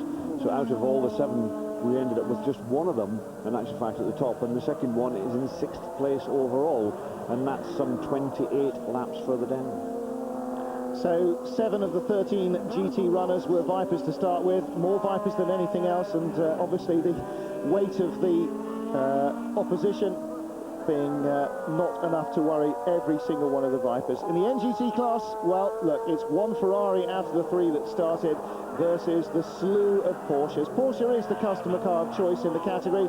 It's easy to get hold of, it does the job, it starts on the button, and it's factory supported, which the 360 Modenas and 550 Maranellos aren't still by the factory outfit. Ferrari have other fish to fry, namely Formula 1, and of course that's not a distraction for Porsche.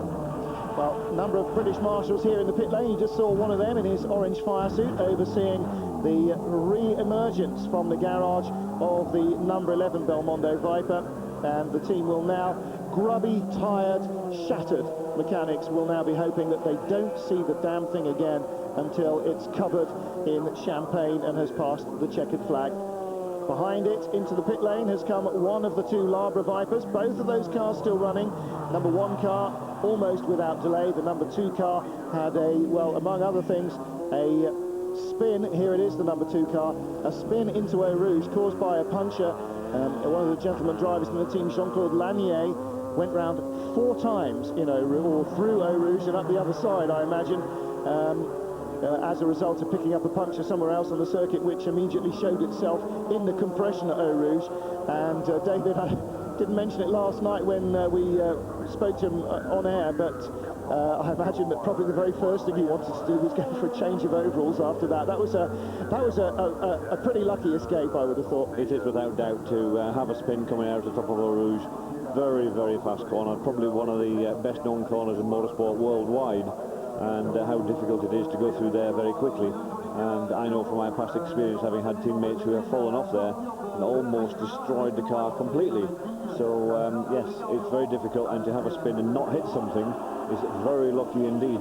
So luck does have a lot to play in getting to the end of a 24-hour race. That Viper number 2 had a great deal of luck at that point, and is still there, and it is lying now third in class and 6th overall.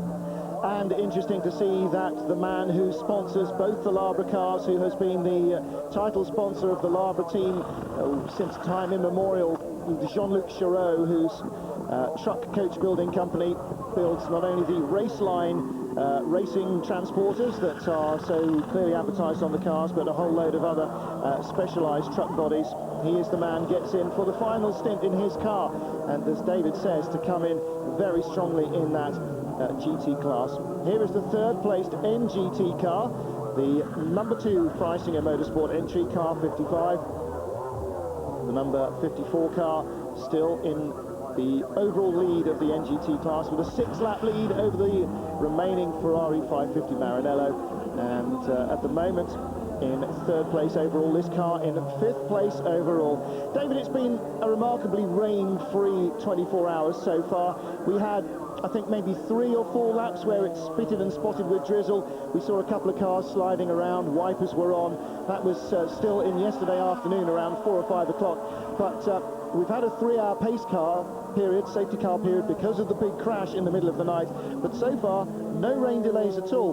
With a little bit of rain, in fact with quite a lot of rain to even out the power differential between the Porsches and the NGT cars, the Ferraris and the Vipers and the Listers and so on in the GT class. The way that the NGT cars have gone at the moment, it is conceivable still that we could have seen, with a bit of foul weather, an NGT winner. There's always something somewhere we'd be able to change to be able to make that happen. And the NGTs, as we've said before, the second string cars, the second class cars, the slightly smaller cars, not quite so quick cars, do have an opportunity to win over the longer distance, over the 24-hour races. And it has happened before. It happened at Daytona 24 hours a couple of years ago, and that's possible to happen here. But it's been dry all day for 24 hours, by a little bit of spitting, you said. So therefore it is stayed that GT car will win, but the NGT car, third place, you can't ask for much more than that, really. Eurosport live at Spa-Francorchamps. 39 minutes of the 2002 24 hours remaining. Round 7 of the FIA GT Championship in the LG Super Racing weekend, bringing you more action even after the finish of the 24 hours. After the climax of that, we have 2 stunning European touring car counters here from Spa-Francorchamps to show you. Believe me, Saturday's racing was fast and, well, furious. Didn't quite finish on the track. I'll say no more. But it was exciting stuff. Exciting stuff too this weekend for this crew. Bobby Verden-Rowe anchoring the number 15 Lister Storm through the final hour of the race. But the driver lineup, Verden-Rowe with Miguel Angel de Castro, Justin Law and David Sterckx, the Belgian, in third, second place overall, a lap ahead of the NGT leader. And at the moment, well, Bobby is just about to go past Martin Short's TVR Cerbera, and will undoubtedly give him a little wave as he goes past. They used to race each other in the British GT Championship a few years ago, raced each other in TVR Tuscans as well. And the Belmondo car back in the pits, 5th in the GT class. The car that's 6th in the GT class has done 312 laps. This car's done 473. So assuming they can get it to the checkered flag, it will still get those 2 points at the 24-hour mark. However, with the transmission change, there's a lot of shaking of heads, David. The body language doesn't entirely look encouraging there, does it? I'm not necessarily certain that that car is going to make it all the way to the flag. Well, there is Martin Short, the roll centre. Is he flashing his lights at Bobby, or does he just know he's on TV? You know what, that's Rob Bath there on the headset going, Shorty, you're on telly, flash your lights. Very possibly. He is going very strongly. These are the 2 remaining British entered cars, the Lister Storm and the TVR Cerbera. And Bobby Verden-Rowe working through some busy traffic here, isn't he? as he goes past the 96 Porsche. Now that car, the Musketeers car, is 1, 2, 3, well, that's just outside the top half dozen in the NGT class. So they're going very strongly as well. But the Belmondo car, again, David, well, inside the car, it is gearbox rather than prop shafted differential, I'm sure, but... They said it looks that way, but you know, having changed that, you would think that whatever they put in there would cure the problem. Maybe it has been that it wasn't totally that problem altogether, and there's something else in there causing them some concern. Whatever it is, we're now into just over half an hour to go, and we're watching some of the cars going around just now, and we've seen the Lister trying to pass some of the NGT cars. They were going quite slowly, some of the cars, and I think some of the drivers have resigned themselves to the fact that there's only half an hour left, or just over half an hour left of this 24-hour race here at Spa, and therefore they're going to take it nice and easy, not make any mistakes, really back off the last half hour, make sure the fuel that's in there will stretch to the end, not have to come in for a splash and dash towards the end, and just get it to the finish. And while they're doing that, you've got the faster cars that are still racing. Bobby's still racing in the Lister Storm. He wants to finish second overall. He wants to stay ahead of the fine singer Porsche number 54, which is third overall, and only best part of a lap behind, but still on the same lap. Is what the Lister Storm is. So he's out there pushing hard, making sure he gets it to the finish. I think that's why they put him in at the end, because he is the driver that's the quickest of the 4 drivers out there in that particular car, and they want to make sure they get second overall rather than third overall. The only driver also to have driven the Lister Storm before this weekend in that factory lineup, which makes it an even more impressive result that 3 guys who are brand new to the car, and well, Justin Lord, although he's got historic racing experience, has really no experience of cars like this. You know, he's got a very commendable job by all 3 new drivers to the car to have been able to drive it A, quickly, and B, in such a trouble-free manner. Again, you know, touching every wooden surface we can find. Into the pits, and this must surely be a final pit stop for the number 1 car with 34 minutes to go. They will brim it, and it will have enough fuel to make it to the end of the race. Maybe perhaps a final driver change to allow Christophe Bouchou, the lead driver, the reigning FIA GT champion, to finish the race. I don't know, perhaps, perhaps not. But I would bet against this being dramatic, David. It was popping and bang as it came past us because the speed limiter was on, but I don't think that at this late stage a team like Labra's Viper is likely to be throwing a spanner in its own works. We'll wait and see, though, because we have had last half-hour drivers before. Well, it is the number 1 car in. Vincent Vos stays in. Well, that's good from Bouchou, allowing the Belgian driver to win his home race as the man who crosses the line.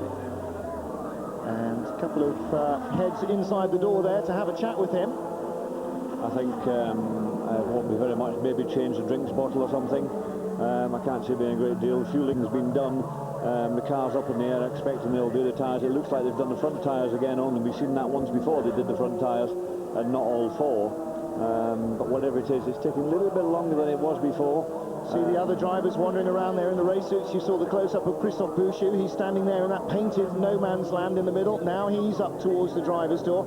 No real running around there, Sébastien Bourdais. A little bit of a smile on his face, but you know, they have got plenty of time. Let's reiterate, they are still 6 laps ahead of Bobby Verdon-Roe in second place. As long as the car fires and leaves the pit lane, pretty much, then it is en route to the checkered flag. And half a minute here or there, that's nothing. It takes 2.5 minutes at the pace they're running at the moment to get round the track, so you lose nothing in terms of track position by just being doubly safe, doubly secure about everything. Make sure he's not breaking the speed limit and gets forced in for a stop and go. Make sure he takes no chances at all in traffic. I don't honestly think you would need to suggest to Vincent Vos that he takes care, because he's experienced enough to know exactly that that's what to do. Yeah, he's been around here a number of times. He's done this race so many times. He knows it inside out, and it's great to think that, you know, there will be a Belgian driver winning the race here in Belgium in Spa 24 hours, and I'm pretty sure that's why he was in there at the end. Great TV, because he's the local guy, he's in there, he's leading the race, so I'm pretty sure that the quite large crowd that we have here spread around a massive area of Spa, some 4.2 miles around this circuit. So you have lots of people. It doesn't look like lots of people, but they're just spread all over the place, all over the forest. There's tents and caravan sites all over the place where people are staying. As we left last night, there was fireworks going off, there was barbecues, you could smell all over the place. We didn't leave, we were here all night. Now you're giving the game away. The fact that we spent 8 hours snoring in our hotel beds. But you're right, absolutely. I mean, anybody who's been to Le Mans will know exactly what the atmosphere is at Spa, because as a first timer here, it's really struck me just how similar the races are in their ambience. The only difference perhaps being here at Spa is it's an even more family-friendly circuit.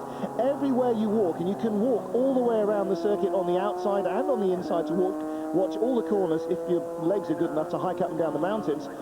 Everywhere you go, every 500 metres there's a beer stand and a frites with mayonnaise stand and a waffle stand and picnic tables. We were coming down from the top of the hill yesterday. I said to David, as a BRDC member, I'd like to see the reaction if he suggested to the powers that be at Silverstone that they invest in 600 picnic tables before next year's British Grand Prix to keep the fans happy. I mean, that's very much the way it is here, and they've been blessed with such wonderful weather this weekend. It's been sunny and warm all day Saturday, all day Sunday, and not a drop not a drop coming out of the sky last night. Plenty of drops falling on the ground from swilling beer last night. But as you say, you know, with the fireworks, with a small funfair here as well, with all the other razzmatazz going on, it really is an event, just like Le Mans is, rather than a race like others are. And again, you know, with the ability to draw in 100,000 people over the course of the 24 hours and still pack them in so that nobody is crowded and everybody can see, you know, wherever they go.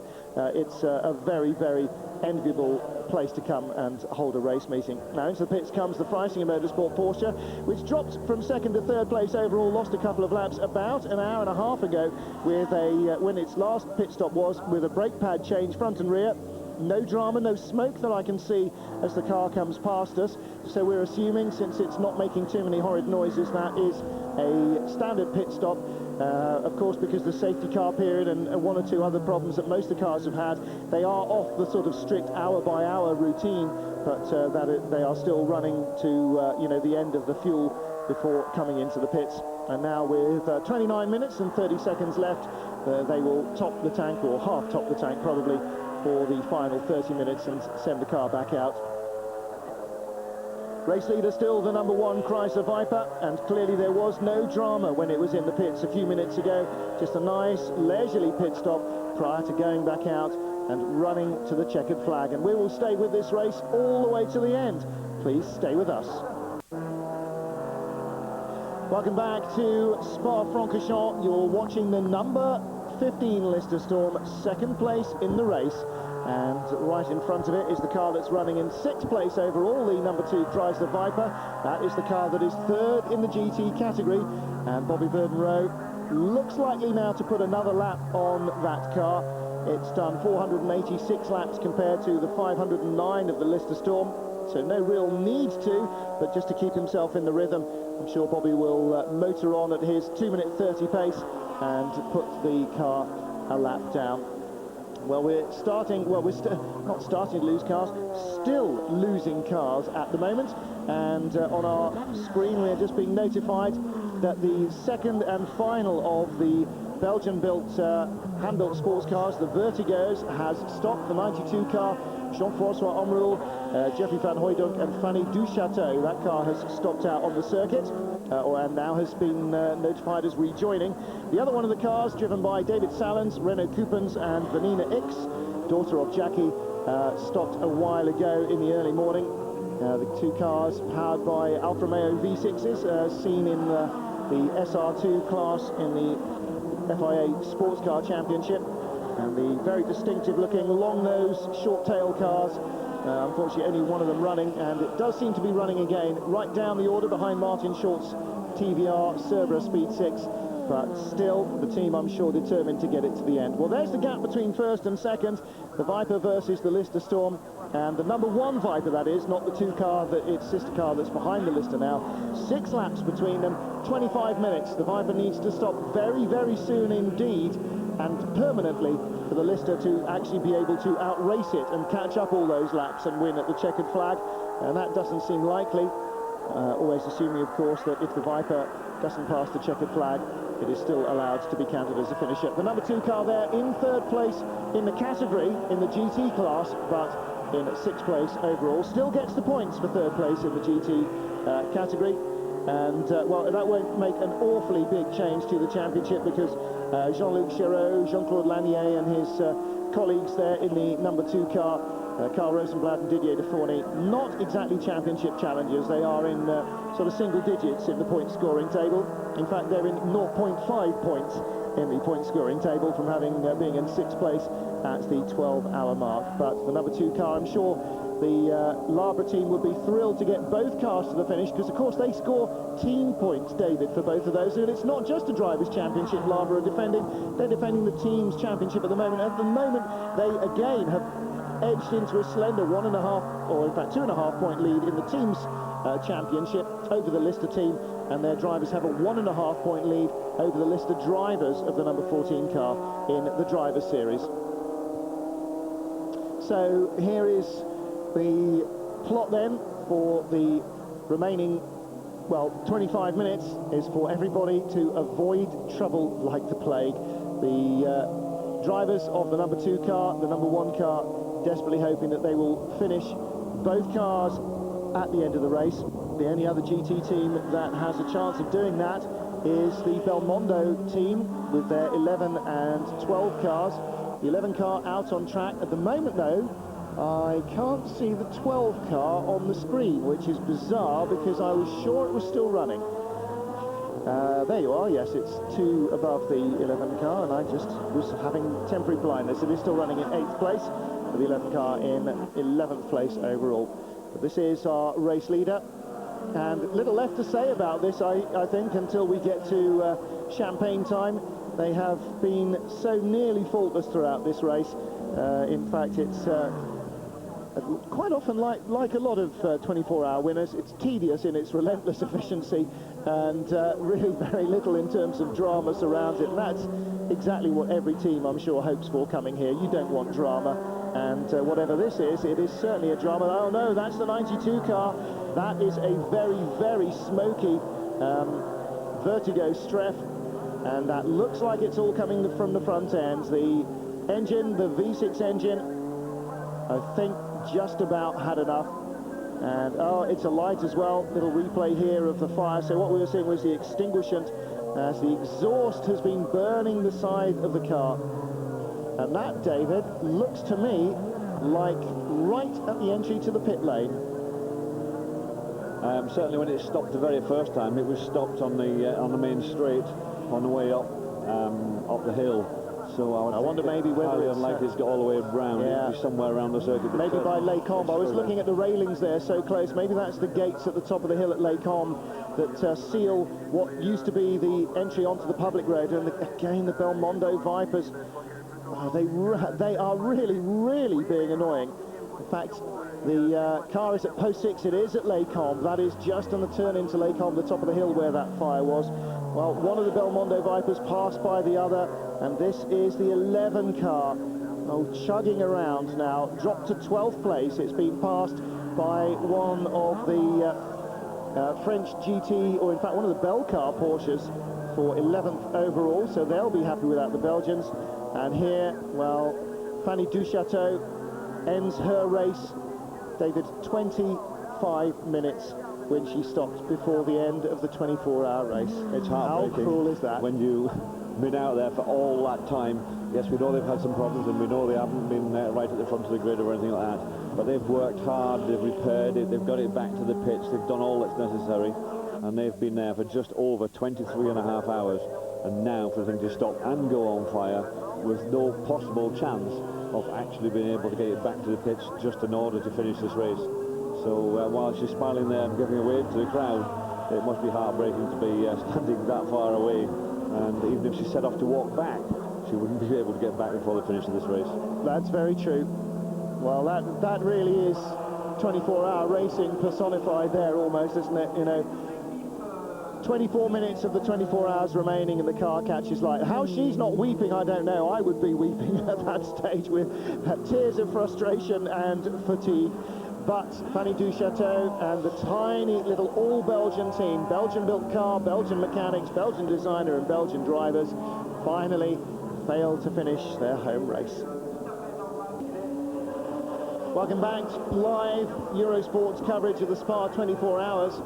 We've just seen in the last couple of minutes, some 24 minutes before the end of the 24 hours, the all-Belgian Vertigo pull off at the top of the hill and catch light. Heartbreaking for the team who entered 2 cars. They had one retire this morning just before lunchtime and another one now burn itself out of the race. And here we're seeing the number 11 Belmondo car, and behind it the number 55 Freisinger Motorsport car crawling around. The Belmondo car, in fact, just stopped at the Eau Rouge hairpin and parked, and it looked for a moment, here you see it, looked as though he was deciding to park for the remaining 20 minutes and wait for the checkered flag so he could roll down the hill. Now, clearly somebody suggested to him that that would be a criminally insane place to park a car for 20 minutes in the closing stages of the race, and he is rolling around.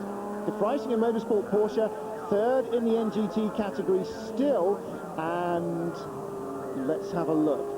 5 laps ahead of its nearest rival, also chugging around very slowly. And here's the situation. Freisinger Motorsport car 5th overall. The Belmondo car, number 11, is down in 12th place overall now, dropping down the order, but still umpteen, 100 or something laps ahead of the 6th place car, the only other GT point-scoring car that's going.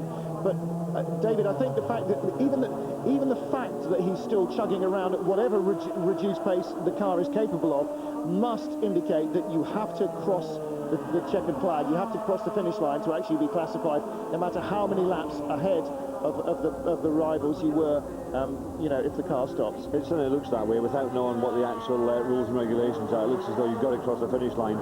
Some of these have rules whereby you have to cross the finish line within so many minutes of the leader, so that you can't just park yourself up and wait there forever. The other thing is the last lap that you do must be within so many minutes, rather than taking 15 minutes. So go out, park the car on the circuit somewhere and wait for 10-15 minutes and then just potter across the line if you can find somewhere safe to park. Unlike we've seen the Yellow Viper try to park it in probably one of the most dangerous positions around.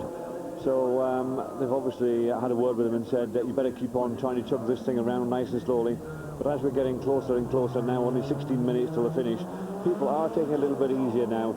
Even the first 2 cars, the Chirot Viper and the Lister Storm, they're doing 2 minutes 32, 2 minutes 34, that sort of time now as they're going round. They are sufficiently far ahead of the people directly behind them not to need to push hard like they were early on. Certainly this car had to push a little bit harder to try and make sure they got 2nd overall instead of 3rd overall. Bobby, who you can see inside that car at the moment, did a very good job out there, pushed it hard, was doing very low, very quick times, what we call low times, 2 minutes 24, things like that, as opposed to the 2 minutes 36 he's just down on this very last lap, in order to make sure he beat the NGT car, the leading NGT car, the Porsche, number 54. But now he's a whole lap and a bit ahead of that car, so he can afford now to back off for the last 15-16 minutes and get it to the finish. And what a fantastic time these guys will have. What a party they will have. As you said before, they've told me only one of these 4 drivers have driven this car before this weekend. The other 3 drivers had never even sat in it. Oh dear. Well, just after its last pit stop with about 50 minutes of the race left, we saw the Freisinger Motorsport Porsche start to drive very slowly and start to smoke a little. And I don't know what the problem is. I would imagine transmission rather than engine, because it did then sort of motor on rather strongly, so I don't know, but whatever it is, it's like the number 11 car joins the halt in the lane. And David, it had stopped down the hill there.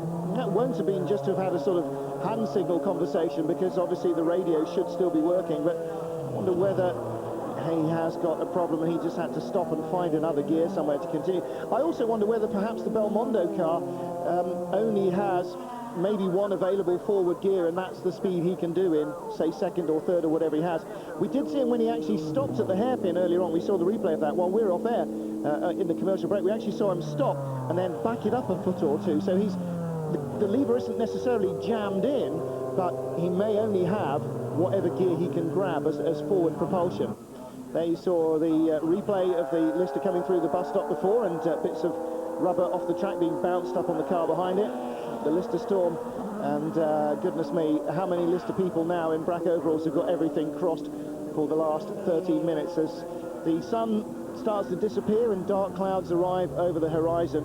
I don't think anything untoward is likely to happen in terms of rain showers, but let's face it, it's a 24-hour race, it could still happen. The Lister Storm, though, rolling on, still 6 laps behind the race leader, but within sight of the checkered flag now. And they, as David said, I think you're looking now with Bobby Burden-Rowe probably at a young man in the very early stages of a major hangover. Without doubt. As I was saying before, these guys, 2 of them, very much gentlemen drivers. They've come along to join this team for the weekend. They've gone out there, done a very good job. They haven't been the quickest people in the world, but they were very consistent. They kept it off the curbs, they didn't do damage to it, they didn't run into the slower cars when they were passing them, and they've gone around with little or no problems at all, other than routine servicing, routine tyres and fuel, and that has paid off handsomely for them. So, you know, for those 4 guys, Bobby and his teammates, they've done a superb job, and they should walk away from here tonight on a basis to get to the end and finish second with feeling a great deal of satisfaction, having had a fantastic weekend. Fantastic result, definitely, and particularly I think not just for Bobby, who's had a really pretty difficult season with the number 15 Lister Storm in the FIA GT series. This is a replay of a spin from very much earlier in the day with a Mack racing car, or in this case he actually caught it, but very similar approach to the bus stop chicane. Not only for Bobby, as I said, who's had a pretty tough year with the car so far, but particularly for young Justin Law, who races his dad's Jaguars in historic racing. His dad runs several Jaguars. He's raced the Group C cars. In fact, he races the IMSA V6 Tom Walkinshaw built Jaguar in the historic Group C Championship, Justin. But David, now people are going to look at him in a very different light. He's not just, you know, a rich daddy's boy who races daddy's cars and is pretty reasonable in, you know, historic racing, where, let's face it, it's not exactly, you know, tooth and nail all the time. But now, at the front of a very competitive field, finishing, not only finishing, but finishing in second place the Spa 24 Hours against the best of FIA GT drivers. That's, you know, he's got to look at that as a major turning point in his career, I think. Yes, he is. We can see the number 11 car coming back in. Maybe he's going to sit for a few more minutes before he tries and do that last lap. Well, his last lap was a 20-minute lap, including that stop that we saw at the bus stop, so he better not sit for too long. There's only 10 minutes left. Yeah, but as I said about Justin, he's done a superb job this weekend. He isn't actually a rich kid. His dad does work very hard to try and get the money together to run his racing, but they have to work very hard, both of them, at their business, which is looking after other people's cars and look and make sure they run properly and they turn up and go well at all historic meetings. Justin, young driver, going very well indeed, but he needs the exposure to get into the international sports car field. And this is their first step, basically, is to come here to the Spa 24 Hours. They've done it with Lawrence Pierce and Lister, and it's proved to be a fantastic thing for them. Great opportunity, and he's grabbed it with both hands and done a superb job. He's been quite quick out there. We watched him earlier on this morning. He was turning in very good times indeed. He was right on the pace there with that car.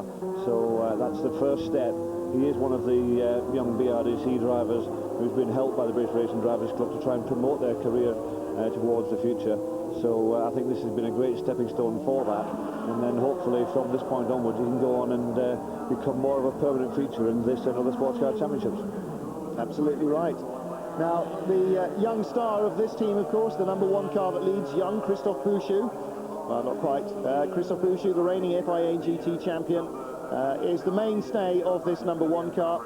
And the reigning FIA GT champion, the reigning Spa 24-hour winner as well. Looks like he's going back-to-back with the wins here at Spa, and that will give him a 11.5 point lead in the championship.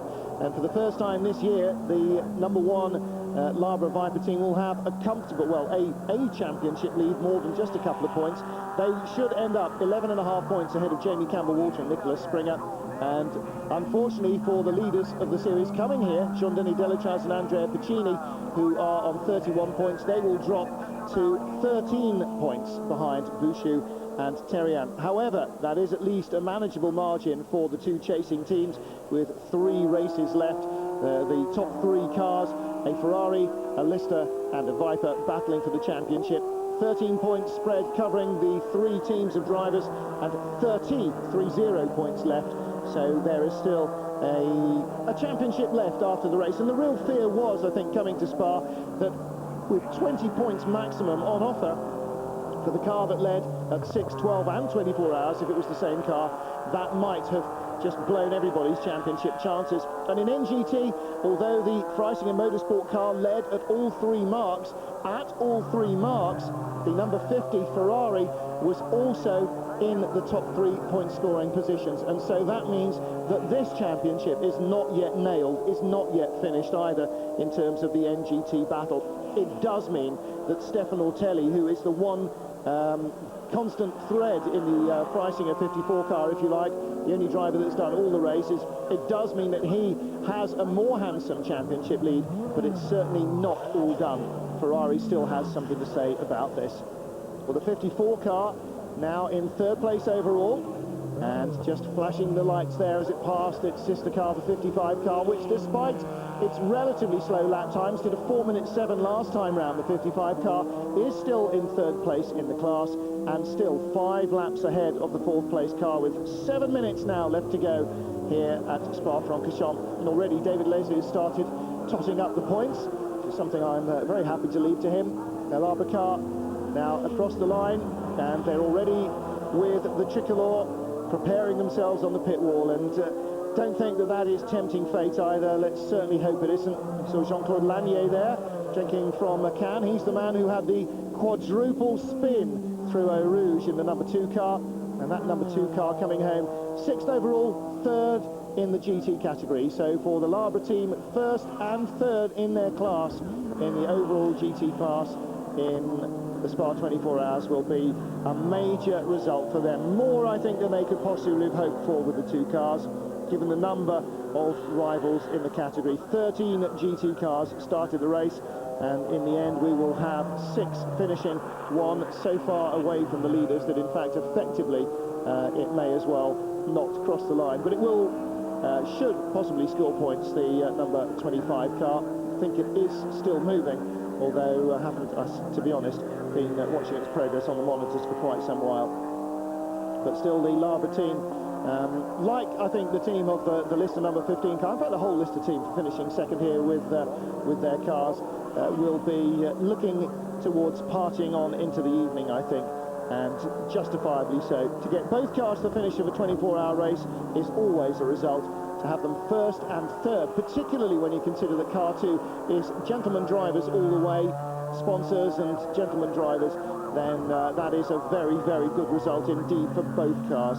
The number 1 car packed with talent. Christophe Bouchot, David Terrian, both reigning FIA champions. Bouchot in the GT class, Terrian in the NGTs. Sébastien Bourdais, the man who looks most likely to win this year's Formula 3000 Championship, an already accomplished sports car racer in open-top sports cars. Francis, potentially next Formula 1 star, and a very quick peddler, clearly too, of a Viper. And the man who's anchoring it home now, Vincent Vos, very, very experienced Belgian driver, multiple Spa 24-hour contender, and a man who knows as much about Vipers as pretty much anybody else in the team. So an enormously talented, experienced and pacey lineup, and with phenomenal reliability this car has shown. 1 loose wheel nut, which caused them a long, slow lap and 1 extra pit stop. Their only dramas to date, and it is hats off indeed to the preparation and the engineering experts at Labre for producing a car that has been Swiss watch-like in its metronome reliability. I won't say monotone or monotonous, because for them it's anything but monotonous, and I bet the last hour has been one of the longest that any of the team can remember, perhaps since last year's Spa 24 hours. So second place for the Lister Storm, 3rd and 4th place, the 3rd, 4th and 5th now, the NGT top 3. But the number 11 car still going very slow indeed, very, very slowly. 8 minutes 28 was the last lap for the number 11 Chrysler Viper, crawling up the hill there, and it's either laps David Leslie onto half of its V10 cylinders, or it has got some sort of transmission problem. whatever it is, it's certainly got a problem somewhere along the line. They came into the pits, sat for a few more minutes. They've worked out how long it'll take them to get round to the finish. They reckon if they drive that car nice and slowly the way they're doing it now, that by the time the Bushu Viper goes past, which it did there, it'll be round past the start, then round again and finish by the time they get round to the finish to catch the checkered flag. So they're banking on this being their last full lap, and it will go round slowly. But here we have the lead car going round, and it's worrying time inside there. You feel great and happy, and you're listening to that engine, you're listening to the transmission, you're listening to every noise that's in there, thinking, I hope it doesn't go wrong. We've only got 3 minutes left to go, which is about a lap and a half basically. So this would say will be their penultimate lap. One more lap to go after this one, and that'll be the end of this 24-hour race. And they've done a superb job. They've gone out. They had one small problem when a wheel nut gave them a problem. The wheel came off and it came back slowly in. Other than that, they've run faultlessly. Like this car, number 15 car that's second there, again run faultlessly all the time, and that's what makes a difference in a 24-hour race. You have to have some luck. We've seen during the night when the luck wasn't with the car sport car, it had done nothing wrong, but yet it was tagged by a slower car and ended up absolutely destroyed. The driver being able to get out through the top of the car, as you said, because the roof had gone off and he was climbed out through the roll cage at the top and was safe, just a bruise on his elbow.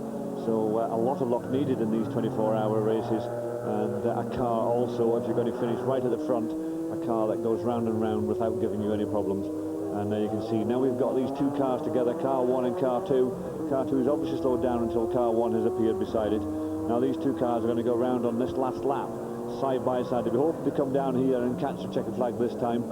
It's not going to come out this time, I don't think. They've got one more lap. There's the guy with the checkered flag signalling to them one more lap. So now they start to accelerate away from there. They've got 1 minute and 5 seconds left of this race, so they've got to go around one more time. They'll go around in tandem, and they'll get a big cheers, big applause from everybody around the circuit. And every car that comes up behind them, I got a funny feeling, will simply pull up and follow them round nice and slowly. You'll see as you go around, they're starting to wave to the crowd inside the car there, and marshals will start to wave back with the flags fairly shortly. Well, Vincent Vos, the Belgian driver, with his arm out of the cockpit, as you say, David. I'm sure the last couple of laps he was caressing the dashboard and being really gently, come on baby, come on baby. Now he knows he's got it in the palm of his, well, one remaining hand. He'll be cruising round in second or third gear, just caressing the car, patting it, waving to the huge crowd of Belgian fans. And believe me, the Belgian flags will be waving all the way around the circuit. There'll be glasses of Stella and packets of frites raised aloft as well. There you can see, look, some of the huge numbers of caravans and tents that line the circuit as well. The crowd everywhere you look on this track, and again with 8.5 kilometres of track to line, that's an awful lot of space to swallow people up, and yet it still always looks as if there are people all around the track. The paddock will be heaving as well. See the big car parking areas all full of cars and full of caravans, and all those woods as well around the track jammed with tents, not just the odd one, absolutely rammed with tents. What a beautiful weekend for the drivers, for the teams and for the fans as well. Great weather for viewing what has been a thoroughly exciting motor race. You can see the drivers and the mechanics here with that final look of fatigue wiped from their faces. The two Belmondo cars come chugging round line astern, past the pits, past us now, as out of the slowest and lowest part, or the lowest part of the track, come the Labra cars, first and second, 1 and 2 rather, not first and second, but first and third in the GT class. And the halt and the lane are all chugging round very slowly now. And here they come, climbing up the hill from Stavelot. They're now through Blanchimont. This is where the old public road part of the course remains under the modern tarmac, and this used to be, up until a few years ago, still public highway. This is part of the old 8.5 mile Spa-Francorchamps, one of the world's most intimidating racetracks then, and still one of the world's greatest driver challenges. And for this team, for their two cars coming home, the Belmondo cars lining up and slowly crawling to the line, waiting to be caught by the Labra car so they don't have to do that extra lap with car number 11. They're also waiting for the photo finish as Jean-Luc Charot, the sponsor of the two cars, pulls out to come abreast with Vincent Vos the lead driver, or the driver of the lead car number 1, as they come out of the bus stop, past the Formula 1 grid, and up to the hairpin at La Source for the final time. Sweeping round, Voss waving to the crowd. The Spa 24 hours for 2001 as now the 24 hours of 2002 rather, has now fallen to the Labra team. First and third overall. The Belmondo cars parked at the side of the track. Come on, boys, roll down the hill if you've still got any motive power. They crossed the line as well. And there you see Sebastian Bourdais celebrating with the team, applauding his cars, and indeed everybody else who makes it to the finish of this race, because again, as we said so many times, David Leslie, just finishing a 24-hour race is a major moral victory all on its own. Yes, it is. It's such hard work on the mechanics, on the drivers, on the cars, to get around 24 hours. We've seen how many cars have not made it. We've seen a number of cars go into gravel. We've seen cars simply break down. We've seen cars burst on fire. We've seen, well, we didn't see that, but we've seen the remains of the big accident during the night, where 2 cars were taken out and destroyed in that accident. So there's lots and lots of things that mean that you cannot get to the end of a 24-hour race. So just to be one of the few people, and looking at the grid, I would say 27 vehicles have actually finished this race out of 50 starters. That's just a fraction over 50%. So only half, just over half of the cars that started this race have finished it. To be in that 50% is very, very pleasing indeed. The Labra team celebrating, but just up the pit road from them, celebrations will be continuing now for the Lister Storm team, because the number 15 car has just come past us, just exited the bus stop up to Eau Rouge, and now will be running down the hill towards the team, who undoubtedly, led by Lawrence Pierce, will be hanging over the pit wall, and the Lister Storm car number 15 will take second place, driven home by Bobby Verden-Rowe, the only man to have driven the car before this weekend. They take second overall in the Spa 24 hours. For them, as miraculous a result as first and third for the Labra team. And also coming across the line will be the number 54 Freisinger Motorsport Porsche. It will win the NGT class by 5 laps from the number 50 JMB Ferrari. In third spot, the second Freisinger Motorsport Porsche in that NGT class. And Martin Short's TVR Cervera has just gone past us as well. That too will make it to the line. They may be among the last classified finishers, but finishers they will be no less. A TVR in its first finish in a 24-hour race, and perhaps sowing the seeds for future factory involvement, maybe here, maybe at Le Mans in 24-hour racing. Certainly the plan is to bring TVR to endurance racing. And for Martin Short, for Rob Bath, and for Simon Pullen and the boys, what a great result. Well, let's have a look now at some of the highlights of this year's 24 hours.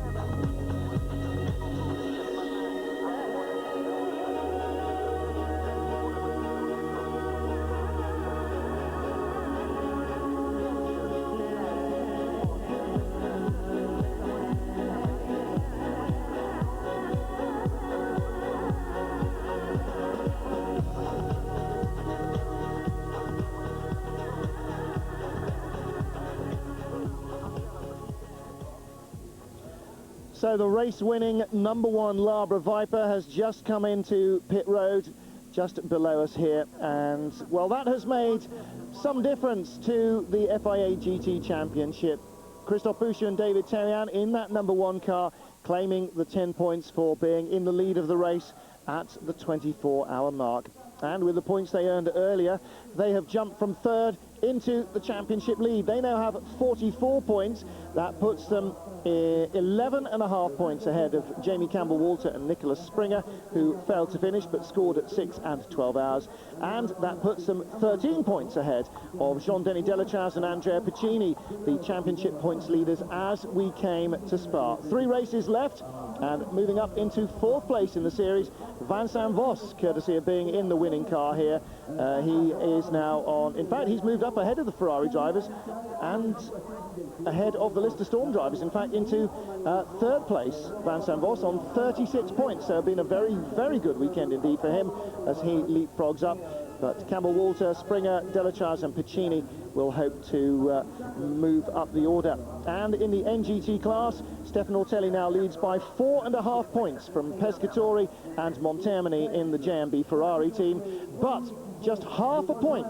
The JMB Ferrari team leads Freisinger Motorsports after this race, because Freisinger had 2 cars in the top 3 here in the category, and the JMB team only one. In the FIA GT teams competition, Labra competition, still lead the Lister Storm team, but with their added bonus here, they have moved on to something like 16-point lead over the Lister team, again having cars home in 1st and 3rd positions. So the result then in the NGT class certainly favouring the Porsches, and the National GT class, well, the Vertigo Streff that we saw catching light 24 minutes before the end, shown as being 5th place overall, although it didn't finish the race as far as we can tell. That may disallow it a finish. And here is the class, the single make manufacturers, in which Martin Short's car ran outside of the top 6 in that category, but still making it to the finish, the TVR Cerberus Speed 6. So congratulations to them and to all our finishers here at Spa.